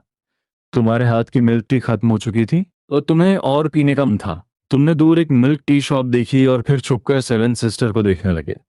वांग सी की तुम्हारी ये चालाकी समझ गई और हंस पड़ी। शाओके को मिल्क टी पीनी है, सिस्टर अभी अपने बेबी के लिए लेकर आती है। वो उठने ही वाली थी कि तुमने उन्हें रोक दिया। सिस्टर, मेरे पास भी पैसे हैं, मुझे फोन से पे करना आता है। तुम्हारी फैमिली हमेशा से सन्स प्रोड्यूस करती आई है, पर तुम्हारे डैड के जनरेशन में लगातार 8 डॉटर्स पैदा हो गई। तुम्हारी मॉम ने जिद में आकर 45 की एज में एक और चांस लेने का प्लान बनाया और मेल एयर के लिए स्पाइसी हॉट पॉट खाकर स्क्वायर डांस किया। तुमने अपना फ्रूट 17 फोन हिलाया और खुशी खुशी मिल्क टी शॉप की तरफ भाग गए। वांग सीकी हंसते हुए बाहर चेयर पर बैठ गईं। उन्होंने नोटिस किया कि शॉपिंग बैग्स बहुत ज्यादा हो गए हैं, तो उन्होंने आंट लैन को कॉल किया। आंट लैन, घर से 2 मेड्स को भेज दो। मैं दीवांग मॉल के 7th फ्लोर पर हूँ, ये सामान उठाना है। Okay miss. कॉल कट करने के बाद वांग शी तुम्हें देखने लगी कि तुम कैसे मिल्क टी खरीदते हो। नेक्स्ट। एक कस्टमर ने ऑर्डर लिया और चला गया, पर आगे कोई नहीं आया। नेक्स्ट। गर्ल स्टाफ ने कंफ्यूज होकर देखा, कोई आ क्यों नहीं रहा सिस्टर? उसे अचानक एक छोटी सी आवाज सुनाई दी, सिस्टर, मुझे 2 स्ट्रॉबेरी बोबा मिल्क टी चाहिए, नॉर्मल रूम टेम्परेचर। उस गर्ल स्टाफ ने नीचे देखा तो उसे एक छोटा सा बच्चा दिखा। वाओ, कितना क्यूट बच्चा है, मन कर रहा है इसके गाल खींच लो। काउंटर की हाइट 1-2 मीटर्स थी और तुम उससे छोटे थे, इसलिए वो तुम्हें देख नहीं पाई। ओके लिटिल ब्रदर, मैं अभी बनाती हूँ। क्या तुम अकेले आए हो? वो लड़की तो सोच रही थी कि तुम्हें किस रंग के बोरे में किडनैप करे। नहीं, मैं अपनी सिस्टर के साथ आया हूं, वो वहां बैठी है। तुमने अपनी छोटी सी उंगली से बाहर इशारा किया। वांग सिक की मुस्कुराते हुए तुम्हें देख रही थी। सूरज की रोशनी उनके चेहरे पर पड़ रही थी, जिससे वो किसी गॉडेस जैसी लग रही थी। वहां खड़े सब लोग हैरान रह गए। ये सिस्टर और ब्रदर दोनों इतने खूबसूरत हैं, इनकी फैमिली जेनेटिक्स कितनी स्ट्रांग होगी।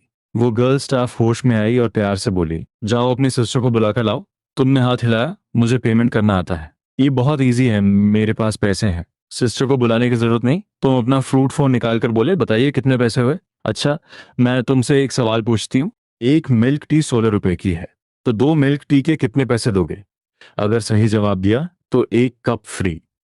तुमने मन ही मन सोचा, ये सवाल नॉर्मल बच्चों के लिए ठीक है, पर मेरे लिए ये इंसल्टिंग है। 32। वाह, कितना स्मार्ट बच्चा है। ये लो, 1 कप मेरी तरफ से फ्री।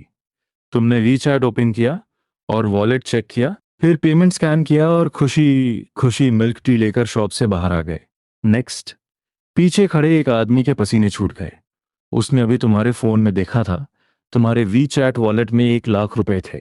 वांग सीकी तुम्हारी बहुत तारीफ कर रही थी। उन्हें याद था कि आंट लैन ने कहा था कि तुम हमेशा लाइब्रेरी में बुक्स पढ़ते रहते हो। क्या इसने खुद ही मैथ सीख लिया? क्या मेरा ब्रदर एक जीनियस है? तुम्हें खुशी से मिल्क टी पीते देखकर उन्होंने ज्यादा नहीं सोचा। जीनियस हो या बेवकूफ, है तो मेरा ही ब्रदर। तुम दोनों एलिवेटर से 7th फ्लोर पर आ गए। मेज भी पहुंच चुकी थी, तो वांग सीकी ने बैग्स उन्हें दे दिए और तुम्हारा हाथ पकड़कर घूमने लगी। 7th फ्लोर बाकी फ्लोर से बिल्कुल अलग था। यहाँ ज्यादातर मिडिल एज या बूढ़े लोग घूम रहे थे। यहाँ शॉप्स कम थी और स्ट्रीट स्टॉल्स ज्यादा लगे थे। आइस टाइप जेड सिर्फ 30,000 में। आओ देखो, प्राचीन राजाओं के कपड़े सिर्फ 9,999 में। चिंग डायनेस्टी के ब्लू एंड व्हाइट पोर्सिलन। तुम सड़कों पर चल रहे थे और तुम्हारी स्पिरिचुअल सेंस चारों तरफ फैली हुई थी, पर तुम्हें कोई भी हाई क्वालिटी जेड नहीं मिला। तुम्हारे पास एक अल्टीमेट जेड तुम्हारा पेंडेंट था, जिसे स्पिरिचुअल टूल बनाया जा सकता था, पर अगर तुमने वो सिस्टर को दिया तो वो पक्का उसे वापस कर देंगी, क्योंकि वो तुम्हारी फैमिली का एयरलूम था। अचानक तुम्हारी नजर एक छोटे स्टॉल पे रुक गई। वहां से एक हल्की सी स्पिरिचुअल वेव आ रही थी। तुम्हें एक खजाना मिल गया था।